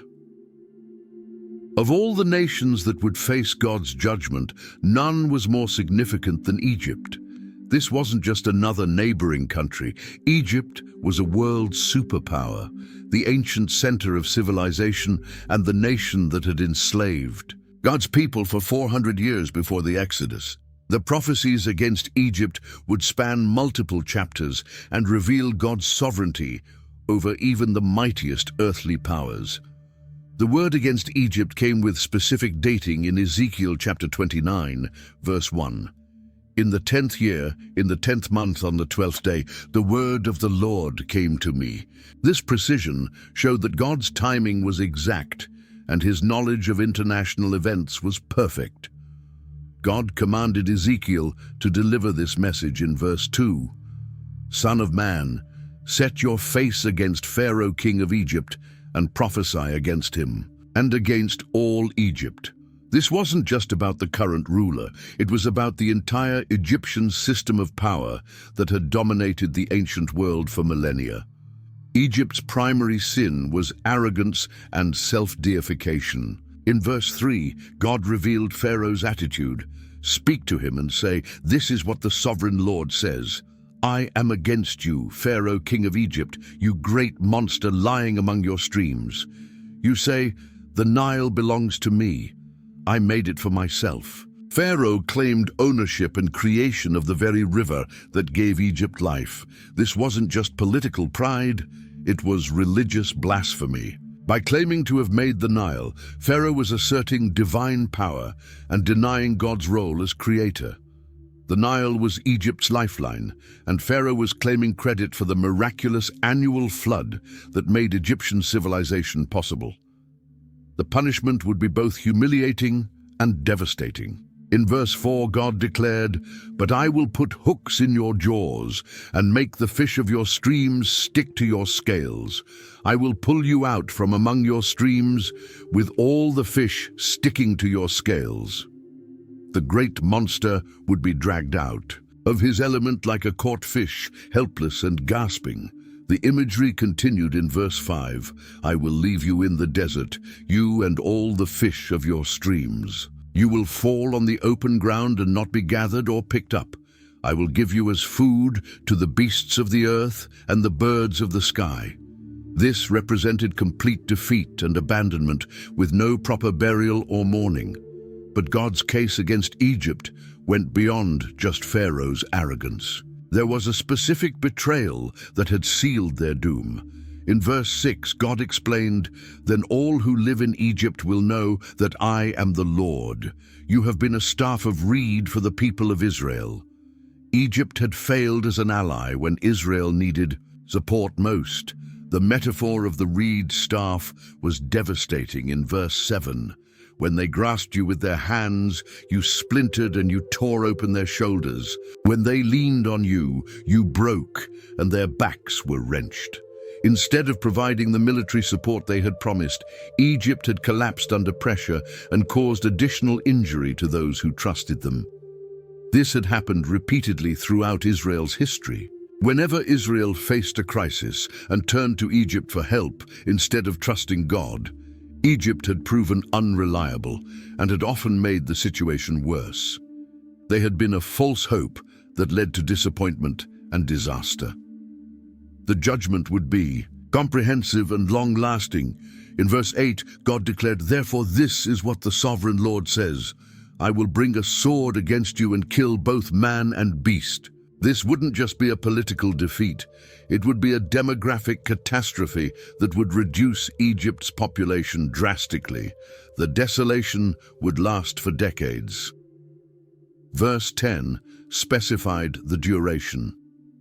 "Therefore I am against you, and against your streams, and I will make the land of Egypt a ruin and a desolate waste from Migdol to Aswan, as far as the border of Cush."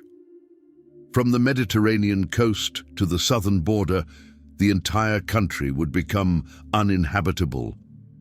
The most shocking aspect was the complete depopulation described in verse 11. The foot of neither man nor beast will pass through it. No one will live there for 40 years. For an entire generation, Egypt would be as empty as a desert, with no human or animal life surviving in what had been one of the most densely populated regions on earth. But like the other judgments, this one had a redemptive purpose. After 40 years of desolation, God would restore Egypt, though not to its former glory. Verse 13 promised, "Yet this is what the sovereign Lord says.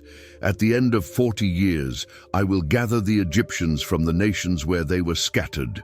Even God's enemies would eventually experience mercy and restoration. 2 years after the first prophecy against Egypt, God gave Ezekiel another vision that portrayed Pharaoh in an even more dramatic and terrifying way. This time, the Egyptian ruler wasn't just a reed or a monster. He was depicted as a massive crocodile that terrorized the waters, but would ultimately be trapped and destroyed. The second prophecy came with its own date in Ezekiel chapter 32, verse 1. "In the 12th year, in the 12th month, on the first day, the word of the Lord came to me." This was near the end of Ezekiel's prophetic ministry, showing that God's attention to Egypt's fate continued throughout the entire period of Jerusalem's crisis. The new metaphor was introduced in verse 2. "Son of man, take up a lament concerning Pharaoh, king of Egypt, and say to him, you are like a lion among the nations. You are like a monster in the seas, thrashing about in your streams, churning the water with your feet and muddying the streams." Pharaoh saw himself as a noble lion, but God saw him as a destructive sea monster. The crocodile imagery was particularly appropriate for Egypt, since the Nile was famous for its dangerous crocodiles that could kill unwary travelers or animals that came to drink. Pharaoh was like the largest and most dangerous of these predators, dominating his territory through fear and violence. But this great predator would face a hunter far more powerful than himself. In verse 3, God declared, "This is what the sovereign Lord says, with a great throng of people I will cast my net over you, and they will haul you up in my net." The image was of fishermen working together to catch a creature too large for any individual to handle. The capture would be both public and humiliating. Verse 4 continued, "I will throw you on the land and hurl you on the open field. I will let all the birds of the sky settle on you, and all the animals of the wild gorge themselves on you." The mighty river predator would become carrion for scavengers. The scale of destruction would be unprecedented. In verse 5, God revealed, "I will spread your flesh on the mountains and fill the valleys with your remains." This hyperbolic language emphasized that Pharaoh's downfall would affect the entire landscape of Egypt and surrounding regions. The blood imagery became even more intense in verse 6. "I will drench the land with your flowing blood all the way. To the mountains and the ravines will be filled with your flesh." This represented not just Pharaoh's death, but the deaths of all his armies and supporters in a massive military catastrophe. Even the heavens would be affected by this earthly judgment. Verse 7 declared, "When I snuff you out, I will cover the heavens and darken their stars. I will cover the sun with a cloud, and the moon will not give its light." This cosmic imagery showed that Pharaoh's fall would be an event of universal significance. The terror would spread far beyond Egypt's borders. In verse 9, God revealed, "I will trouble the hearts of many peoples when I bring about your destruction among the nations, among lands you have not known." Even distant countries that had never dealt directly with Egypt would be shaken by news of such a powerful empire's collapse. Kings everywhere would tremble at the implications. Verse 10 described their reaction. "I will cause many peoples to be appalled at you, and their kings will shudder with horror because of you when I brandish my sword before them." On the day of your downfall, Each of them will tremble every moment for his life. If Egypt could fall, no nation was safe from divine judgment. The specific weapon of destruction would be identified in verse 11. For this is what the sovereign Lord says, the sword of the king of Babylon will come against you. Nebuchadnezzar, who had already destroyed Jerusalem and Tyre, would also be the instrument of Egypt's humiliation. The final prophecy against Egypt was perhaps the most haunting of all. It depicted the proud empire descending into the realm of the dead, where it would join other fallen nations in the darkness below the earth. This wasn't just about political defeat. It was about eternal consequences and the fate of all earthly powers that defy God. This ultimate prophecy came 2 weeks after the previous one, as recorded in Ezekiel chapter 32, verse 17. In the 12th year, on the 15th day of the month, the word of the Lord came to me. The rapid succession of these prophecies showed the urgency and intensity of God's judgment against Egypt. God commanded Ezekiel to perform a funeral ritual in verse 18. Son of man, wail for the hordes of Egypt and consign to the earth below, both her and the daughters of the mighty nations, along with those who go down to the pit. This was a burial ceremony for a nation that wasn't dead yet, prophetically sealing their doom. The descent to Sheol was described in verse 19. Do you surpass others in beauty? Go down and be laid among the uncircumcised. Egypt's pride in its beauty and civilization would count for nothing in the realm of death, where all earthly distinctions disappeared. In the underworld, Egypt would encounter other fallen powers. Verse 22 revealed the first group. Assyria is there with her whole army. She is surrounded by the graves of all her slain, all who have fallen by the sword. The mighty Assyrian Empire, which had once terrorized the ancient world, was already waiting in the darkness. Each fallen nation was described with the same refrain about their former power and present humiliation. Verse 24 introduced another. Elam is there, with all her hordes around her grave. All of them are slain, fallen by the sword. All who had spread terror in the land of the living went down uncircumcised to the earth below. The pattern continued with more nations in verse 26. Meshech and Tubal are there, with all their hordes around their graves. All of them are uncircumcised, killed by the sword because they spread their terror in the land of the living. Each empire that had once inspired fear was now itself terrified and defeated. Even the ancient warriors of old were present. Verse 27 described them. But they do not lie with the fallen warriors of old, who went down to the realm of the dead with their weapons of war, their swords placed under their heads and their shields resting on their bones. Though these warriors also had terrorized the land of the living, there were different levels even in the realm of death. The prophecy became personal for Egypt's allies in verse 29. Edom is there, her kings and all her princes. Despite their power, they are laid with those killed by the sword. They lie with the uncircumcised, with those who go down to the pit. Egypt would be joined by nations that had trusted in their alliance with her. The final group mentioned was particularly relevant in verse 30. All the princes of the north and all the Sidonians are there. They went down with the slain in disgrace, despite the terror caused by their power. They lie uncircumcised with those killed by the sword, and bear their shame with those who go down to the pit. Even Egypt's commercial partners would share her fate. When Pharaoh arrived in this realm of the dead, he would find a strange comfort in discovering he wasn't alone. Verse 31 revealed his reaction. Pharaoh, he and all his army, will see them, and he will be consoled for all his hordes that were killed by the sword, declares the sovereign Lord. His consolation would come from realizing that all earthly powers eventually faced the same end.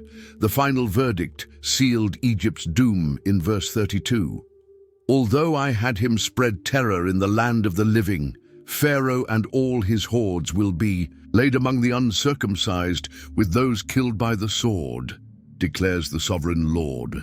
The empire that had terrorized others would itself become a source of terror through its spectacular fall.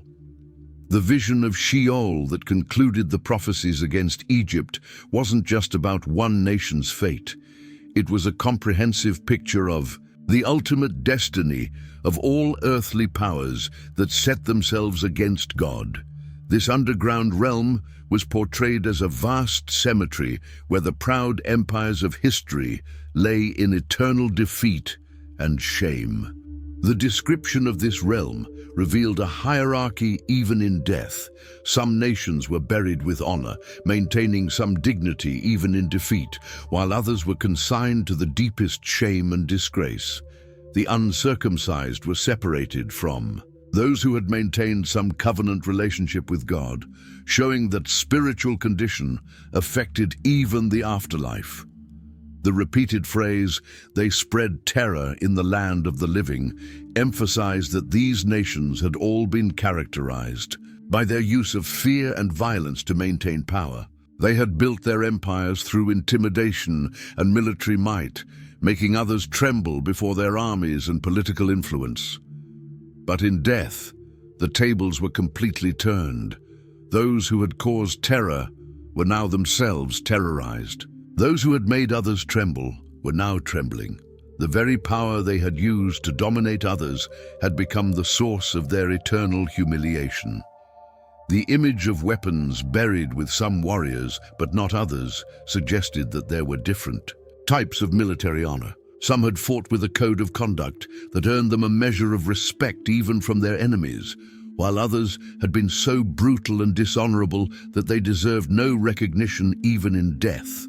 The presence of kings, princes, and entire armies in this realm showed that no level of earthly authority provided protection from divine judgment. Royal blood, political alliances, military might, and economic power all proved useless when faced with the consequences of defying the creator of the universe. The mention of specific nations, Assyria, Elam, Meshech, Tubal, Edom, and Sidon, created a comprehensive survey of the ancient world's power centers. Each had dominated their region for a time, inspiring fear and commanding respect, but all had ultimately fallen to the same fate that awaited Egypt. This vision served as both warning and comfort. It was a warning to any nation or ruler who thought they could defy God without consequences, showing that even the mightiest earthly powers were temporary and vulnerable. But it was also comfort to God's people, showing that their oppressors would eventually face justice and that no enemy of God's people would escape accountability forever. The cosmic scope of this judgment revealed that history itself was moving toward a divine conclusion where all accounts would be settled and all wrongs would be made right. The nations that had seemed so permanent and powerful were actually just temporary actors on a stage, controlled by eternal purposes beyond their understanding. After all the devastating prophecies of judgment against Jerusalem and the surrounding nations, God was ready to show Ezekiel something that would change everything. This wasn't going to be another vision of destruction. This was going to be the most spectacular demonstration of resurrection power the world had ever seen. In Ezekiel chapter 37 verse 1, something extraordinary happened. The hand of the Lord was on me, and he brought me out by the Spirit of the Lord and set me in the middle of a valley. It was full of bones. God didn't just give Ezekiel a vision this time. He physically transported him to a place that would become the setting for the most incredible miracle in the entire book. This wasn't just any valley, and these weren't just a few scattered bones. As Ezekiel looked around, he saw something that made his heart sink. Verse 2 described what he witnessed. He led me back and forth among them, and I saw a great many bones on the floor of the valley, bones that were very dry. These weren't recent casualties of war. These were bones that had been bleaching in the sun for years, completely dried out and lifeless. The sight was overwhelming. Everywhere Ezekiel looked, there were human remains scattered across the valley floor. Skulls, rib cages, leg bones, arm bones, the remnants of what had once been a massive army or population, now reduced to sun-bleached skeletons with no flesh, no life, and certainly no hope of ever living again.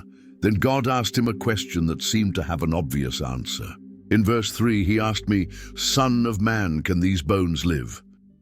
Any reasonable person looking at this scene would have immediately answered, absolutely not. These bones were beyond dead. They were completely desiccated, scattered, and had been lying there so long that any connection between them had been lost. But Ezekiel had learned something important during his years as a prophet. When God asked questions, the obvious human answer wasn't always the right answer. So instead of saying what seemed logical, Ezekiel gave the perfect response. "Sovereign Lord, you alone know." He was admitting that human understanding had limits, but God's power didn't.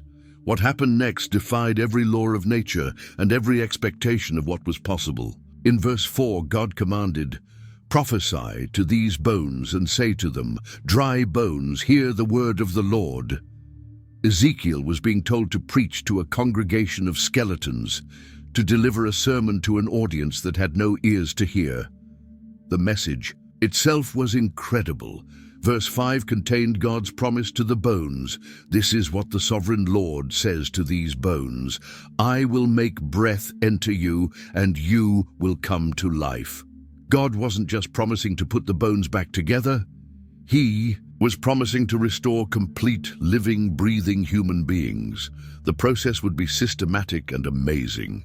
Verse 6 outlined the steps. "I will attach tendons to you and make flesh come on you and cover you with skin. I will put breath in you, and you will come to life. Then you will know that I am the Lord." First, the skeletal structure would be rebuilt, then muscles and organs, then skin, and finally the breath of life itself. Ezekiel obeyed God's command and began preaching to the bones. What happened next was like watching the most incredible special effects movie ever made, except this was completely real. Verse 7 recorded the immediate response. "So I prophesied as I was commanded, and as I was prophesying, there was a noise, a rattling sound, and the bones came together, bone to bone." The noise must have been incredible, thousands of bones rolling across the valley floor, finding their proper partners, and clicking into place with perfect precision. Skulls rolled to meet spinal columns, arm bones found shoulder sockets, leg bones connected to hip joints. In a matter of moments, the scattered remains had become complete skeletons, lying in formation across the valley floor. But that was just the beginning. Verse 8 continued the amazing transformation. "I looked, and tendons and flesh appeared on them, and skin covered them, but there was no breath in them." Now, instead of dry bones, there were perfect human bodies lying motionless in the valley. They looked like people who were sleeping, but they weren't breathing. God gave Ezekiel another command that seemed just as impossible as the first. In verse 9 he said, "Prophesy to the breath, prophesy, Son of man, and say to it, 'This is what the sovereign Lord says. Come, breath, from the four winds, and breathe into these slain, that they may live.'" Now Ezekiel had to preach to the air itself, calling for the wind to come and give life to these perfectly formed but lifeless bodies.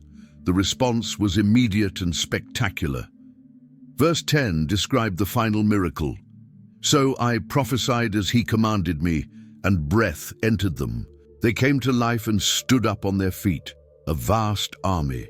Not only did they come alive, but they stood up at attention like soldiers ready for battle. The valley that had been a graveyard was now filled with a mighty army of living people." Then God explained what this incredible vision meant. These bones weren't just random dead people. They represented something very specific. In verse 11, God revealed, "Son of man, these bones are the people of Israel. They say, 'Our bones are dried up and our hope is gone. We are cut off.'" The vision was about God's people in exile, who felt as hopeless and lifeless as scattered bones. The Israelites in Babylon felt exactly like those dry bones. They had been cut off from their homeland, their temple was destroyed, their king was in chains, and their national identity seemed completely finished. They were saying things like, "We're as good as dead. Our nation is over. There's no hope for us to ever be a people again." But God had a message for them through this incredible vision. In verse 12 he declared, "Therefore prophesy and say to them, this is what the sovereign Lord says. My people, I am going to open your graves and bring you up from them. I will bring you back to the land of Israel."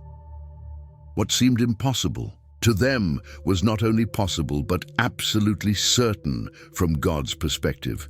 The restoration wouldn't just be political, it would be spiritual.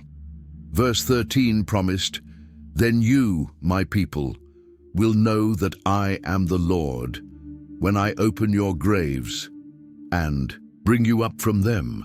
They would experience God's power in such an unmistakable way that their faith would be completely renewed. But the most amazing promise was still to come. In verse 14, God revealed the ultimate purpose. "I will put my spirit in you, and you will live, and I will settle you in your own land.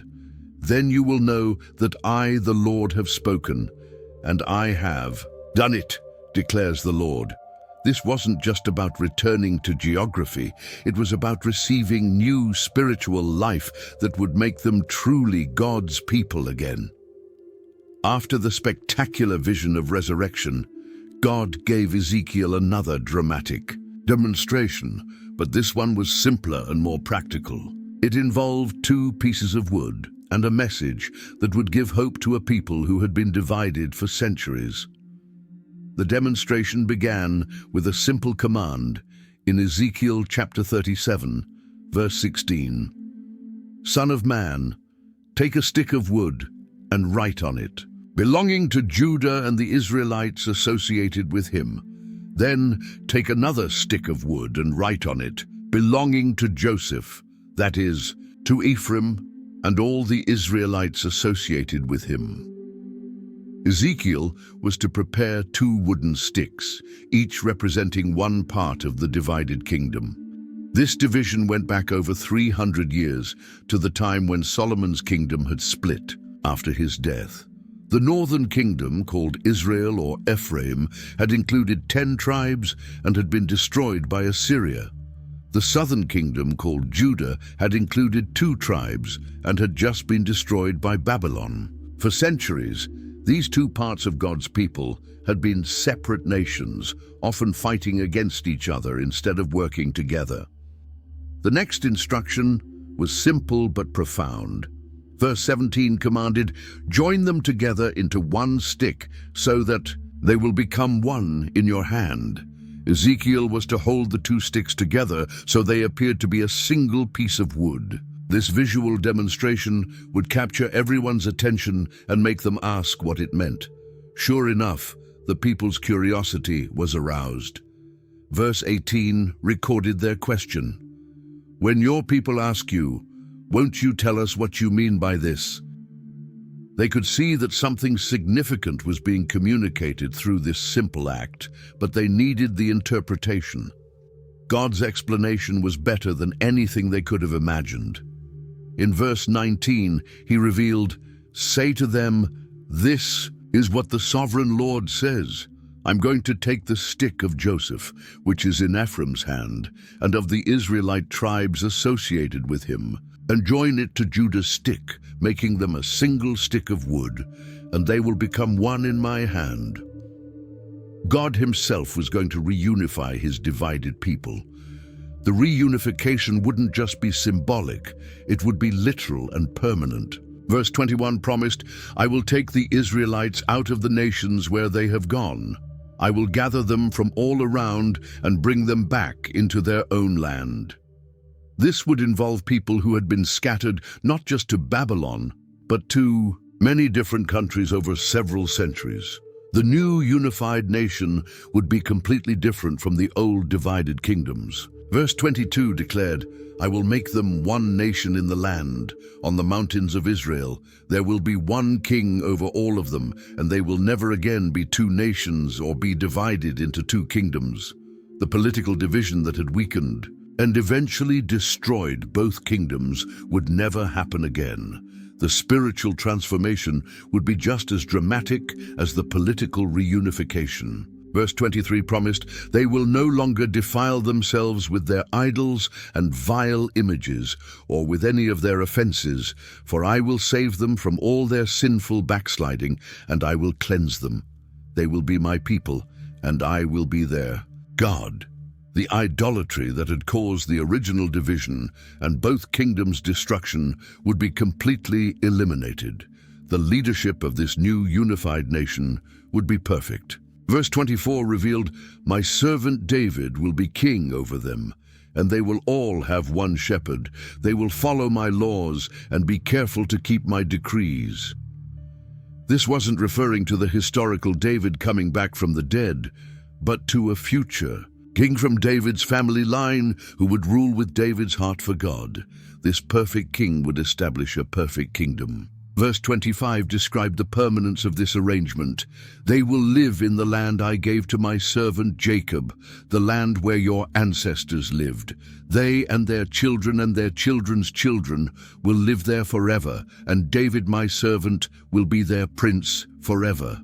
This wouldn't be another temporary kingdom that would rise and fall like all the others. This would be an eternal kingdom.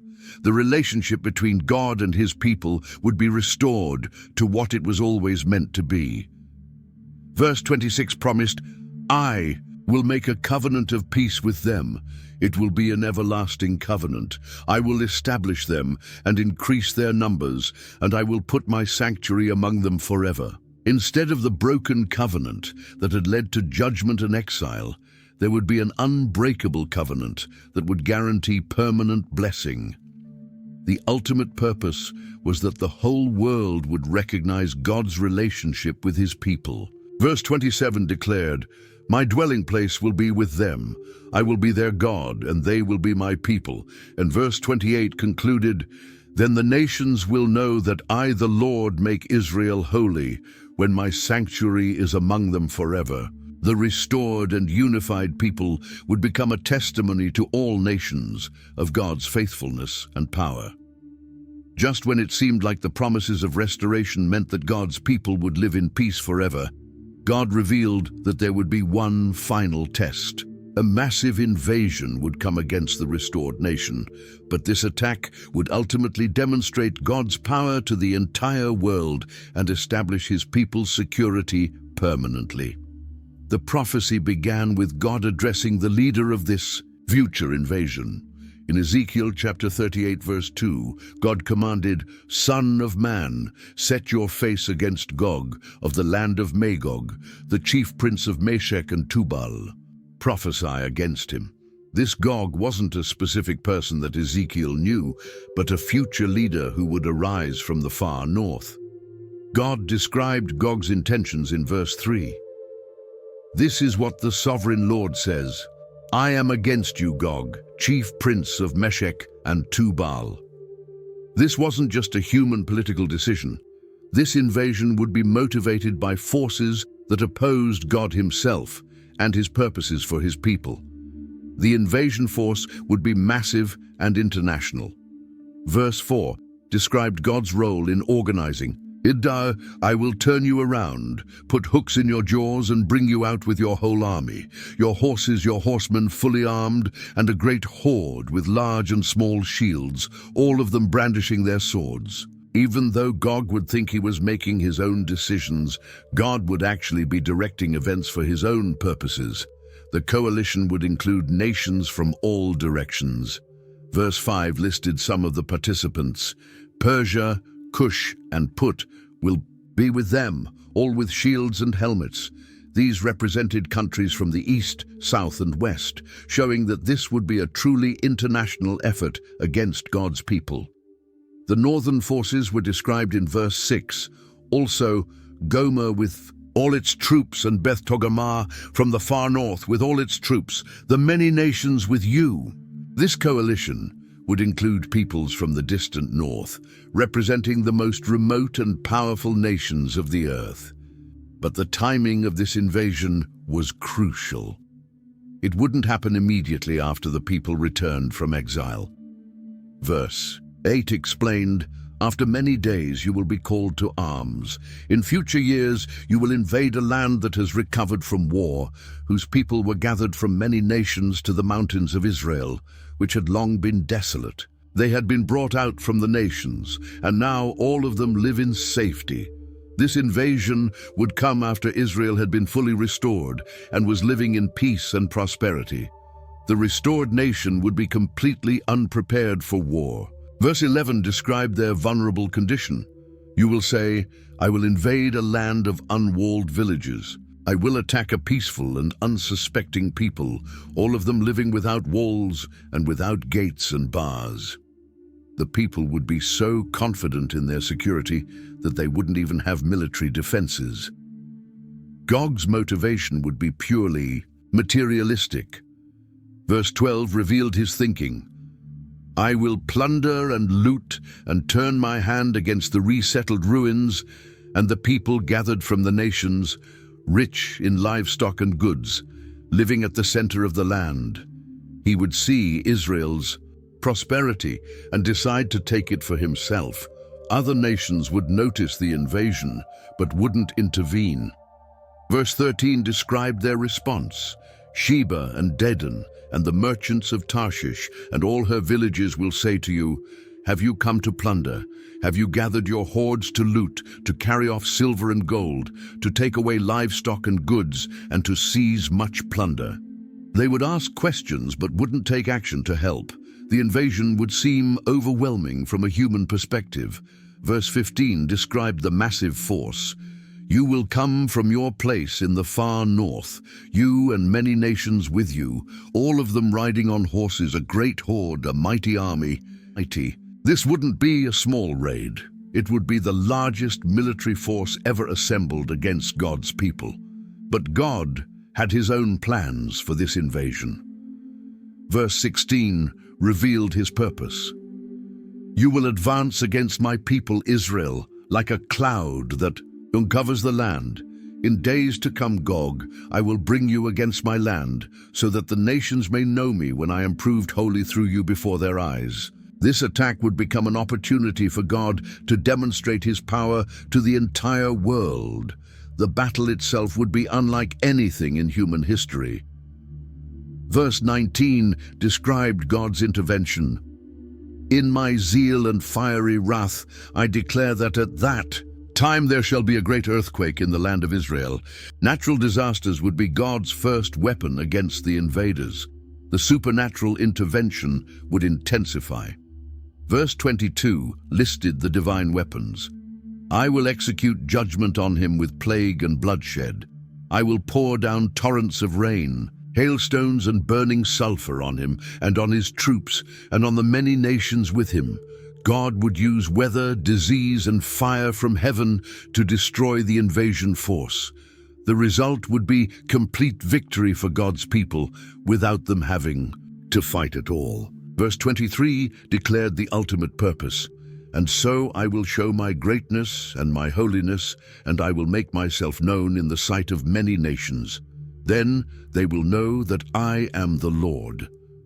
This battle would serve as the final proof of God's sovereignty over all earthly powers. After the spectacular defeat of Gog's invasion, the land of Israel would need to be thoroughly cleansed before God's people could fully enjoy their inheritance. This wouldn't just be a matter of cleaning up after a battle. It would be a comprehensive purification that would take years to complete and would transform the very spiritual atmosphere of the land. The aftermath of the battle was described. In Ezekiel chapter 39 verse 9, "Then those who live in the towns of Israel will go out and use the weapons for fuel and burn them up, the small and large shields, the bows and arrows, the war clubs and spears. For 7 years they will use them for fuel." The amount of military equipment left behind would be so massive that it would provide fuel for the entire nation for 7 years. This detail revealed several important things. First, the invasion force had been enormous, large enough to equip an entire nation with fuel for 7 years. Second, the weapons were made of materials that could be burned, showing that even in this future time, some warfare would still involve traditional materials rather than being completely technological. Third, the people would be so secure after this victory that they could afford to burn military equipment rather than storing it for future conflicts. The cleanup of human remains would be even more extensive than dealing with the weapons. Verse 11 described the burial process. On that day, I will give Gog a burial place in Israel, in the valley of those who travel east of the sea. It will block the way of travelers, because Gog and all his hordes will be buried there. So it will be called the Valley of Hamon-Gog. The number of bodies would be so great that they would create a physical obstacle for people trying to travel through the area. The burial would be a massive national project. Verse 12 explained the scope. For 7 months, the Israelites will be burying them in order to cleanse the land. It would take the entire nation working for 7 months just to bury all the dead invaders. This showed both the enormous size of the invasion force and the thoroughness required to properly cleanse the land. But even after 7 months of intensive burial work, the job wouldn't be completely finished. Verse 14 described the ongoing cleanup. People will be continually employed in cleansing the land. They will spread out across the land, and along with others, they will bury any bodies that are lying on the ground. Some bodies would be missed in the initial cleanup and would need to be found and buried later. The search would be systematic and careful. Verse 15 outlined the procedure. As they go through the land, anyone who sees a human bone will leave a marker beside it until the gravediggers have buried it in the valley of Hamon-Gog. No remains would be left unburied, ensuring that the land was completely cleansed from the defilement of death. The spiritual significance of this cleanup was enormous. In ancient times, contact with dead bodies made people ceremonially unclean and prevented them from participating in worship. Having thousands of unburied corpses scattered across the land would have made the entire country spiritually defiled and unfit for God's presence. The thoroughness of the purification showed that God intended his restored people to enjoy perfect fellowship with him in a completely holy land. There would be no spiritual obstacles, no unclean areas, no reminders of death and destruction to interfere with their worship and relationship with God. The cleanup would also serve as a permanent reminder of God's victory over his enemies. Every time someone passed the valley of Hamon-Gog, they would remember how God had defeated the greatest army ever assembled against his people. The burial site would become a monument to divine power and faithfulness. The birds and wild animals would also participate in the cleanup, but in a different way. Verse 17 described a gruesome feast. Son of man, this is what the sovereign Lord says. Call out to every kind of bird and all the wild animals. Assemble and come together from all around to the sacrifice I am preparing for you. The great sacrifice. On the mountains of Israel, there you will eat flesh and drink blood. The carrion-eating creatures would consume the remains that couldn't be properly buried.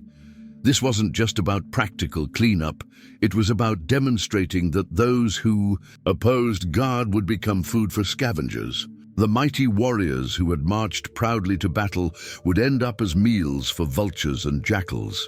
Their strength and pride would be reduced to nothing more than nourishment for the lowest creatures. The feast would include the highest ranks of the enemy forces. Verse 18 specified the menu. You will eat the flesh of mighty men and drink the blood of the princes of the earth as if they were rams and lambs, goats and bulls, all of them fattened animals from Bashan. Generals, kings, and nobles would all receive the same treatment, becoming food for animals. The abundance would be overwhelming. Verse 19 promised, At the sacrifice I am preparing for you, you will eat fat until you are glutted and drink blood.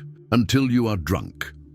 There would be so many bodies that even the scavengers would be overwhelmed by the abundance. This graphic imagery served multiple purposes. It showed the completeness of God's victory, the humiliation of his enemies, and the thoroughness of the land's purification. No trace of the invasion would remain, except for the memorial valley and the 7 years' worth of fuel from their weapons. 25 years after Ezekiel's first vision by the Kibar River, God gave him the most detailed and elaborate vision of his entire prophetic ministry. This wasn't about judgment or restoration in general terms. This was a precise architectural blueprint for a temple that would surpass even Solomon's magnificent building in glory and significance. The vision began with another supernatural transportation. In Ezekiel chapter 40, verse 1, the date was carefully recorded. In the 25th year of our exile, at the beginning of the year, on the 10th day of the month, in the 14th year after the fall of the city, on that very day, the hand of the Lord was on me, and he took me there. This was exactly 25 years after Ezekiel had been taken into exile, and 14 years after Jerusalem's destruction. Ezekiel found himself in a completely different place than the valley of dry bones. Verse 2 described his new location. In visions of God, he took me to the land of Israel and set me on a very high mountain, on whose south side were some buildings that looked like a city. He was back in the promised land, but everything was different from what he remembered. A mysterious figure was waiting for him there. Verse 3 introduced this being. He took me there, and I saw a man whose appearance was like bronze. He was standing in the gateway with a linen cord and a measuring rod in his hand. This wasn't an ordinary person. His bronze-like appearance suggested a supernatural being, possibly an angel, who had been appointed to give Ezekiel a tour of this new temple complex. The bronze man gave Ezekiel specific instructions in verse 4. The man said to me, "Son of man, look carefully and listen closely and pay attention to everything I'm going to show you, for that is why you have been brought here. Tell the people of Israel everything you see." This wasn't just a casual tour. Ezekiel was being commissioned to remember every detail and report it accurately to the exiles in Babylon. The first thing they measured was the outer wall that surrounded the entire temple complex. Verse 5 described it. I saw a wall completely surrounding the temple area. The length of the measuring rod in the man's hand was 6 long cubits, each of which was a cubit and a handbreadth. He measured the wall. It was 1 measuring rod thick and 1 rod high. The wall was approximately 10 feet thick and 10 feet high, creating a substantial barrier around the holy area. The attention to detail was extraordinary. Every gateway, every room, every pillar, every threshold was measured with precision. The east gate, which was the main entrance, was particularly elaborate. Verse 6 began its description. Then he went to the east gate. He climbed its steps and measured the threshold of the gate. It was 1 rod deep. Every step of the entrance process was carefully designed and precisely measured. The guard rooms inside the gates were identical in size and spacing. Verse 7 recorded their dimensions. The alcoves for the guards were 1 rod long and 1 rod wide, and the projecting walls between the alcoves were 5 cubits thick, and the threshold of the gate next to the portico facing the temple was 1 rod deep. These weren't random rooms. They were carefully planned spaces for specific functions. The inner court had its own set of gates that mirrored the outer gates, but were even more elaborate. Verse 28 described the south gate. Then he brought me into the inner court through the south gate, and he measured the south gate. It had the same measurements as the others. The symmetry and consistency showed that this was a carefully planned design, not a haphazard collection of buildings. The porticos around the inner court were especially impressive. Verse 31 noted one detail. Its portico faced the outer court. Palm trees decorated its jambs, and 8 steps led up to it. The palm trees weren't just decoration. They were symbols of righteousness and flourishing, showing that this temple was designed to promote spiritual growth and blessing. The rooms for preparing sacrifices were strategically located near the gates. Verse 38 described their purpose. A room with a doorway was by the portico in each of the inner gateways, where the burnt offerings were washed. Every aspect of temple worship was carefully planned and provided for. Even the musicians had their designated spaces. Verse 44 mentioned, outside the inner gate within the inner court were 2 rooms, one at the side of the north gate and facing south, and another at the side of the south gate and facing north. These rooms were specifically designed for the singers who would lead worship in the new temple. The measurements continued with the temple building itself. Verse 48 began the description of the main structure. He brought me to the portico of the temple and measured the jambs of the portico. They were 5 cubits wide on either side. The width of the entrance was 3 cubits on either side. Every dimension was precisely specified, showing that this wasn't a vague vision, but a detailed blueprint. The recording of all these measurements served several purposes. First, it showed that God cared about details and order in worship. Second, it demonstrated that this temple was designed by divine wisdom rather than human creativity. Third, it provided hope to the exiles that God had specific plans for their restoration that were as detailed and certain as these architectural specifications. After the exhaustive tour of the temple's architecture, Ezekiel witnessed something that surpassed even the spectacular vision of the Valley of Dry Bones. The glory of God, which he had seen departing from the old temple in stages, was now returning to fill the new sanctuary with even greater splendor than before. The vision of God's return began at the east gate, which had special significance throughout Ezekiel's ministry. In Ezekiel chapter 43 verse 1, the scene was set, "Then the man brought me to the gate facing east." This was the same direction from which Ezekiel had seen the glory depart years earlier, and now it would be the direction from which glory would return. What Ezekiel saw coming from the east was beyond description. Verse 2 attempted to capture it. "And I saw the glory of the God of Israel coming from the east. His voice was like the roar of rushing waters, and the land was radiant with his glory." This wasn't just a bright light. This was the very presence of the Creator of the universe returning to dwell with his people. The sight immediately brought back memories of Ezekiel's earlier visions. Verse 3 recorded his recognition. "The vision I saw was like the vision I had seen when he came to destroy the city, and like the visions I had seen by the Kebar River, and I fell face down." This was the same glory that had called him to be a prophet, the same presence that had departed from Jerusalem, now returning in triumph. The glory didn't just hover outside the temple, it entered and filled the entire structure. Verse 4 described the magnificent entrance. "The glory of the Lord entered the temple through the gate facing east." The same gate through which the glory had departed was now the portal for its glorious return. The intensity of the divine presence was overwhelming. Verse 5 recorded what happened next. "Then the Spirit lifted me up and brought me into the inner court, and the glory of the Lord filled the temple." The entire building was saturated with God's presence, just as Solomon's temple had been filled.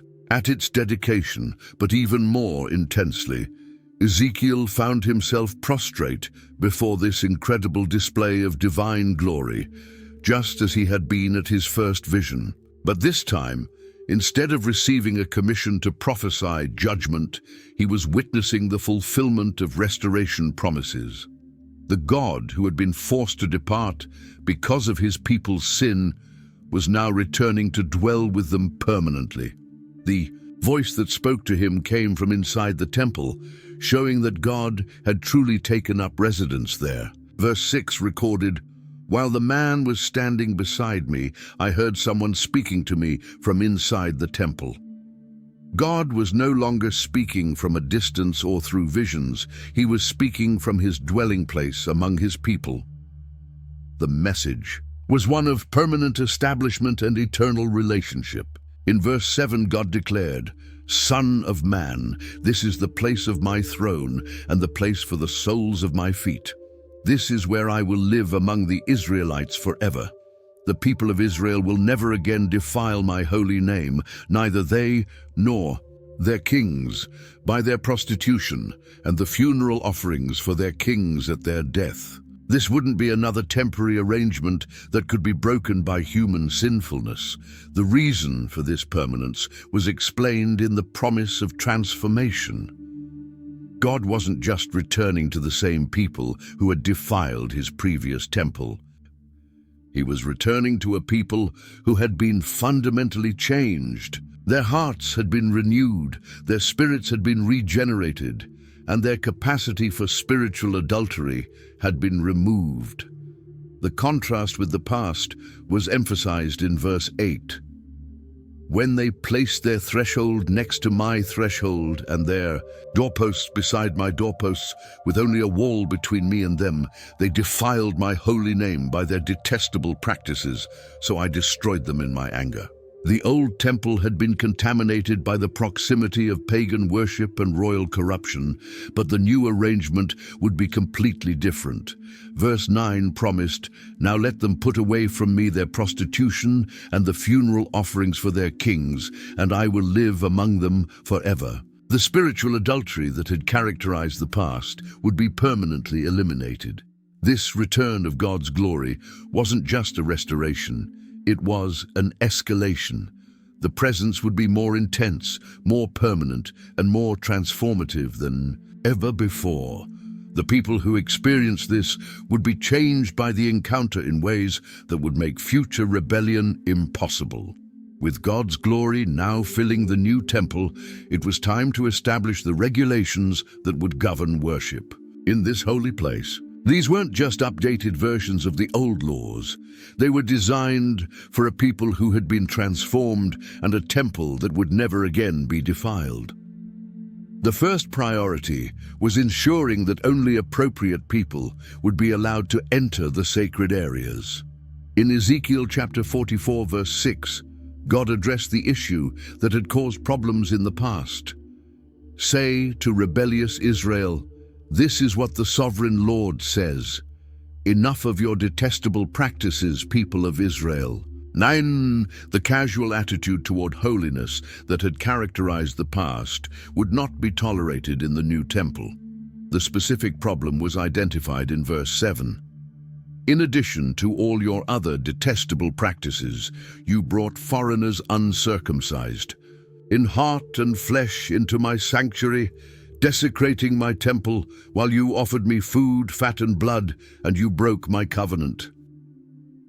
Allowing unqualified people into sacred areas had been one of the major causes of the temple's defilement.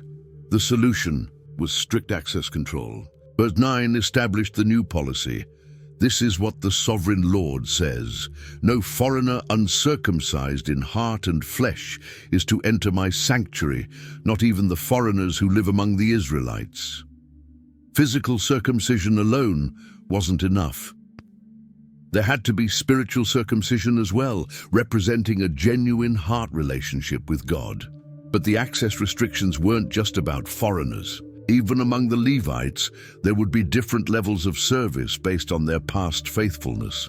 Verse 10 addressed those who had been unfaithful. "The Levites who went far from me when Israel went astray, and who wandered from me after their idols, must bear the consequences of their sin." These unfaithful Levites would still have a role in the temple, but it would be limited. Verse 11 defined their duties. "They may serve in my sanctuary, having charge of the gates of the temple, and serving in it. They may slaughter the burnt offerings and sacrifices for the people and stand before the people and serve them." They could handle the physical work and assist the people, but they couldn't approach God's presence directly.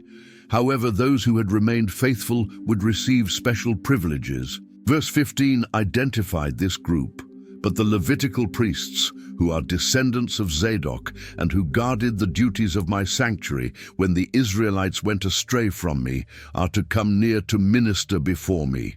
They are to stand before me to offer sacrifices of fat and blood, declares the sovereign Lord. The family of Zadok had remained loyal when others fell into idolatry, and their faithfulness would be rewarded. These faithful priests would have exclusive access to the most sacred duties. Verse 16 specified their privileges.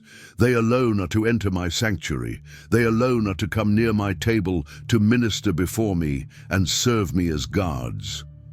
Only they could approach the altar where God's presence dwelt most intensely.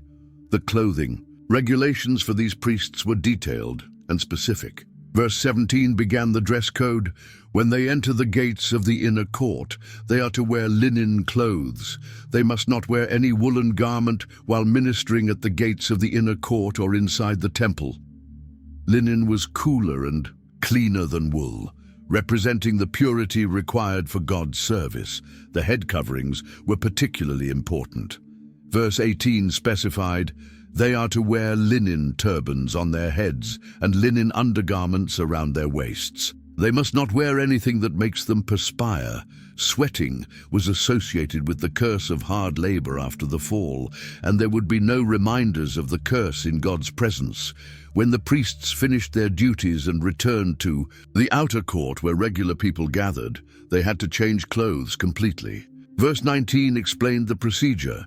When they go out into the outer court, where the people are, they are to take off the clothes they have been ministering in and are to leave them in the sacred rooms and put on other clothes, so that the people are not consecrated through contact with their garments. The holiness was so intense that even their clothing could transmit it to unprepared people. Personal grooming standards were also specified. Verse 20 established the rules. They must not shave their heads or let their hair grow long, but they are to keep the hair of their heads trimmed. Extreme hairstyles associated with pagan mourning rituals or ascetic practices were forbidden. Everything should be moderate and appropriate. Marriage restrictions ensured the priest's family life, supported their sacred duties. Verse 22 outlined the requirements. They must not marry widows or divorced women. They may only marry virgins of Israelite descent or widows of priests. Their marriages needed to be unquestionably pure and free from any moral complications. The priest's teaching role was emphasized as being just as important as their ritual duties. Verse 23 described this responsibility. They are to teach my people the difference between the holy and the common, and show them how to distinguish between the unclean and the clean. The people needed constant instruction to maintain the spiritual standards required for God's presence among them. Legal responsibilities were also part of their duties. Verse 24 explained, in any dispute, the priests are to serve as judges and decide it according to my ordinances. They are to keep my laws and my decrees for all my appointed festivals. They are to keep my Sabbaths holy. They would be the final arbiters of religious law and practice. Property ownership rules for priests were designed to keep them focused on spiritual rather than material concerns. Verse 28 addressed their inheritance. I am to be the only inheritance the priests have. You are to give them no possession in Israel. I will be their possession. Instead of owning land like other Israelites, the priests would be supported by offerings and would depend completely on God for their needs. The festivals and sacrificial system would be restored, but with new meaning and power. Chapter 45 outlined the regulations for the various offerings, showing that worship would continue, but in a context of permanent divine presence, rather than the tentative relationship that had characterized the past.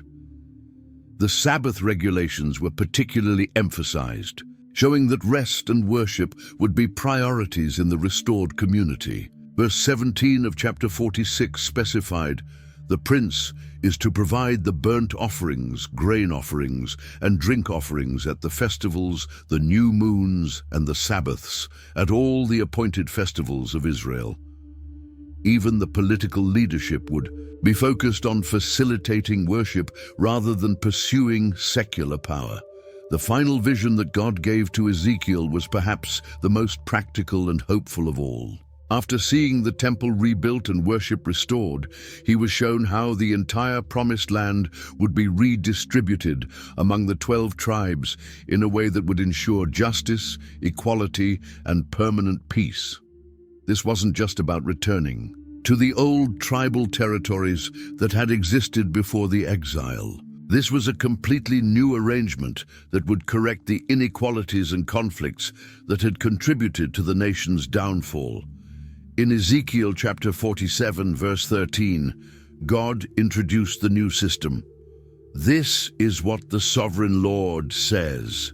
These are the boundaries of the land that you will divide among the 12 tribes of Israel as their inheritance, with 2 portions for Joseph." The distribution would be fundamentally different from the original conquest under Joshua. Instead of each tribe receiving territory based on their military success or political influence, everyone would receive equal portions arranged in orderly parallel strips across the land. This geometric precision showed that divine wisdom, rather than human politics, would determine the boundaries. The northern border was carefully defined in verse 15. "This is to be the boundary of the land. On the north side, it will run from the Great Sea by the Hethlon Road, past Libo-Hamath to Zedad." The boundaries would be larger and more clearly defined than they had been in the past, ensuring that there would be no disputes about territorial limits. But before describing the tribal allocations, God revealed something that would transform the very nature of the land itself. In chapter 47, verse 1, Ezekiel was shown an incredible sight. "The man brought me back to the entrance to the temple, and I saw water coming out from under the threshold of the temple toward the east, for the temple faced east. The water was coming down from under the south side of the temple, south of the altar." This wasn't just a small spring or drainage system. As Ezekiel followed the water eastward, it grew dramatically. Verse 3 described the first measurement. "As the man went eastward with a measuring line in his hand, he measured off 1,000 cubits and then led me through water that was ankle deep. The water was already substantial enough to create a stream. Another 1,000 cubits further, the water had grown significantly." Verse 4 continued, "He measured off another 1,000 cubits and led me through water that was knee-deep. He measured off another 1,000 and led me through water that was up to the waist." The stream was becoming a river fed by some supernatural source within the temple. The final measurement revealed something miraculous. Verse 5 described the climax. "He measured off another 1,000, but now it was a river that I could not cross, because the water had risen and was deep enough to swim. In a river that no one could cross. In just 4,000 cubits, about 2 miles, ankle-deep water had become a major river. This river would bring life wherever it flowed." Verse 9 explained its power. "Swarms of living creatures will live wherever the river flows. There will be large numbers of fish because this water flows there and makes the salt water fresh. So where the river flows, everything will live. Even the Dead Sea, which had been lifeless for millennia, would teem with fish when this river reached it. The vegetation along the riverbanks would be supernatural." Verse 12 described the miracle trees. "Fruit trees of all kinds will grow on both banks of the river. Their leaves will not wither, nor will their fruit fail. Every month they will bear fruit, because the water from the sanctuary flows to them. Their fruit will serve for food, and their leaves for healing." These trees would provide constant nourishment and medicine for God's people. This river flowing from the temple represented the life-giving power of God's presence among his people. Just as the temple would be the center of worship, it would also be the source of physical blessing that would transform the entire land into a paradise. With this supernatural irrigation system in place, the land could support a much larger population than ever before. The tribal allocations reflected this new abundance. In chapter 48, verse 1, the distribution began. These are the tribes listed by name. At the northern frontier, Dan will have one portion. Each tribe would receive territory, perfectly suited to their needs. The order of the tribes was significant. Instead of the traditional arrangement based on birth order or previous territorial claims, the tribes were arranged to ensure that the temple would be at the geographic center of the nation. Verse 8 identified the central portion. Bordering. The territory of Judah from east to west will be the portion you are to present as a special gift. It will be 25,000 cubits wide, and its length from east to west will equal one of the tribal portions. The sanctuary will be in the center of it. This central area would be divided into 3 sections. The priests would receive the section containing the temple. The Levites would have the adjacent area for their cities, and the prince would have territory on both sides to provide for the civil government. Verse 15 described the city's portion. The remaining area, 5,000 cubits wide and 25,000 cubits long, will be for the common use of the city, for houses and for pasture land. The city will be in the center of it. The city itself would be perfectly planned and designed. Verse 16 specified its dimensions. These will be its measurements: the north side 4,500 cubits, the south side 4,500 cubits, the east side 4,500 cubits, and the west side 4,500 cubits. This square city would be surrounded by pasture land and supplied by workers from all the tribes. Each side of the city would have 3 gates named after the tribes, ensuring that every part of the nation had representation in the capital. Verses 31-34 listed all 12 gates. The gates of the city will be named after the tribes of Israel. The 3 gates on the north side will be the gate of Reuben, the gate of Judah, and the gate of Levi. On the east side, which is 4,500 cubits long, will be 3 gates: the gate of Joseph, the gate of Benjamin, and the gate of Dan. On the south side, which measures 4,500 cubits, will be 3 gates: the gate of Simeon, the gate of Issachar, and the gate of Zebulun. On the west side, which is 4,500 cubits long, will be 3 gates: the gate of Gad, the gate of Asher, and the gate of Naphtali. The new name of the city would reflect its greatest glory, the permanent presence of God among his people. Verse 35 concluded the entire book with this magnificent promise. The distance all around will be 18,000 cubits, and the name of the city from that time on will be, "The Lord is there." This wasn't just a geographical designation, it was a theological statement. The city would be known throughout the world, not for its wealth, its military power, its political influence, or its architectural beauty, but for the fact that the creator of the universe had chosen to dwell there permanently among his people.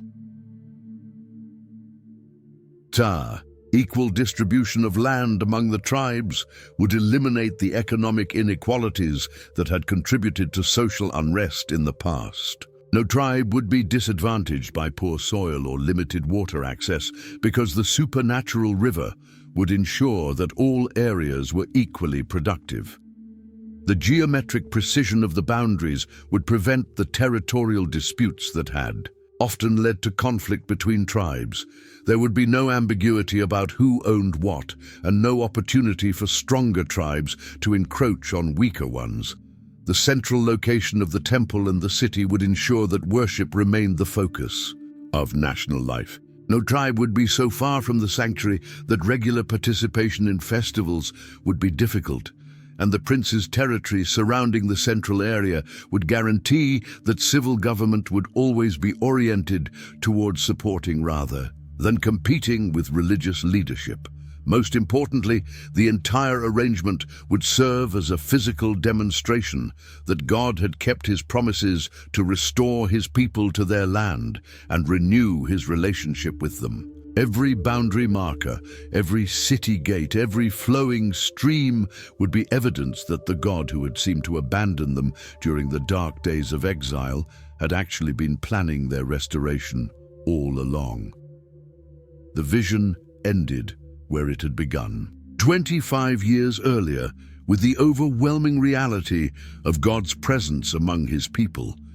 But instead of the mobile throne chariot that had appeared by the Kibar River, or the departing glory that had left the old temple, this presence was stationary, permanent, and transformative. The name of the city, the Lord is there, captured the essence of everything Ezekiel had been called to prophesy. Judgment would give way to restoration.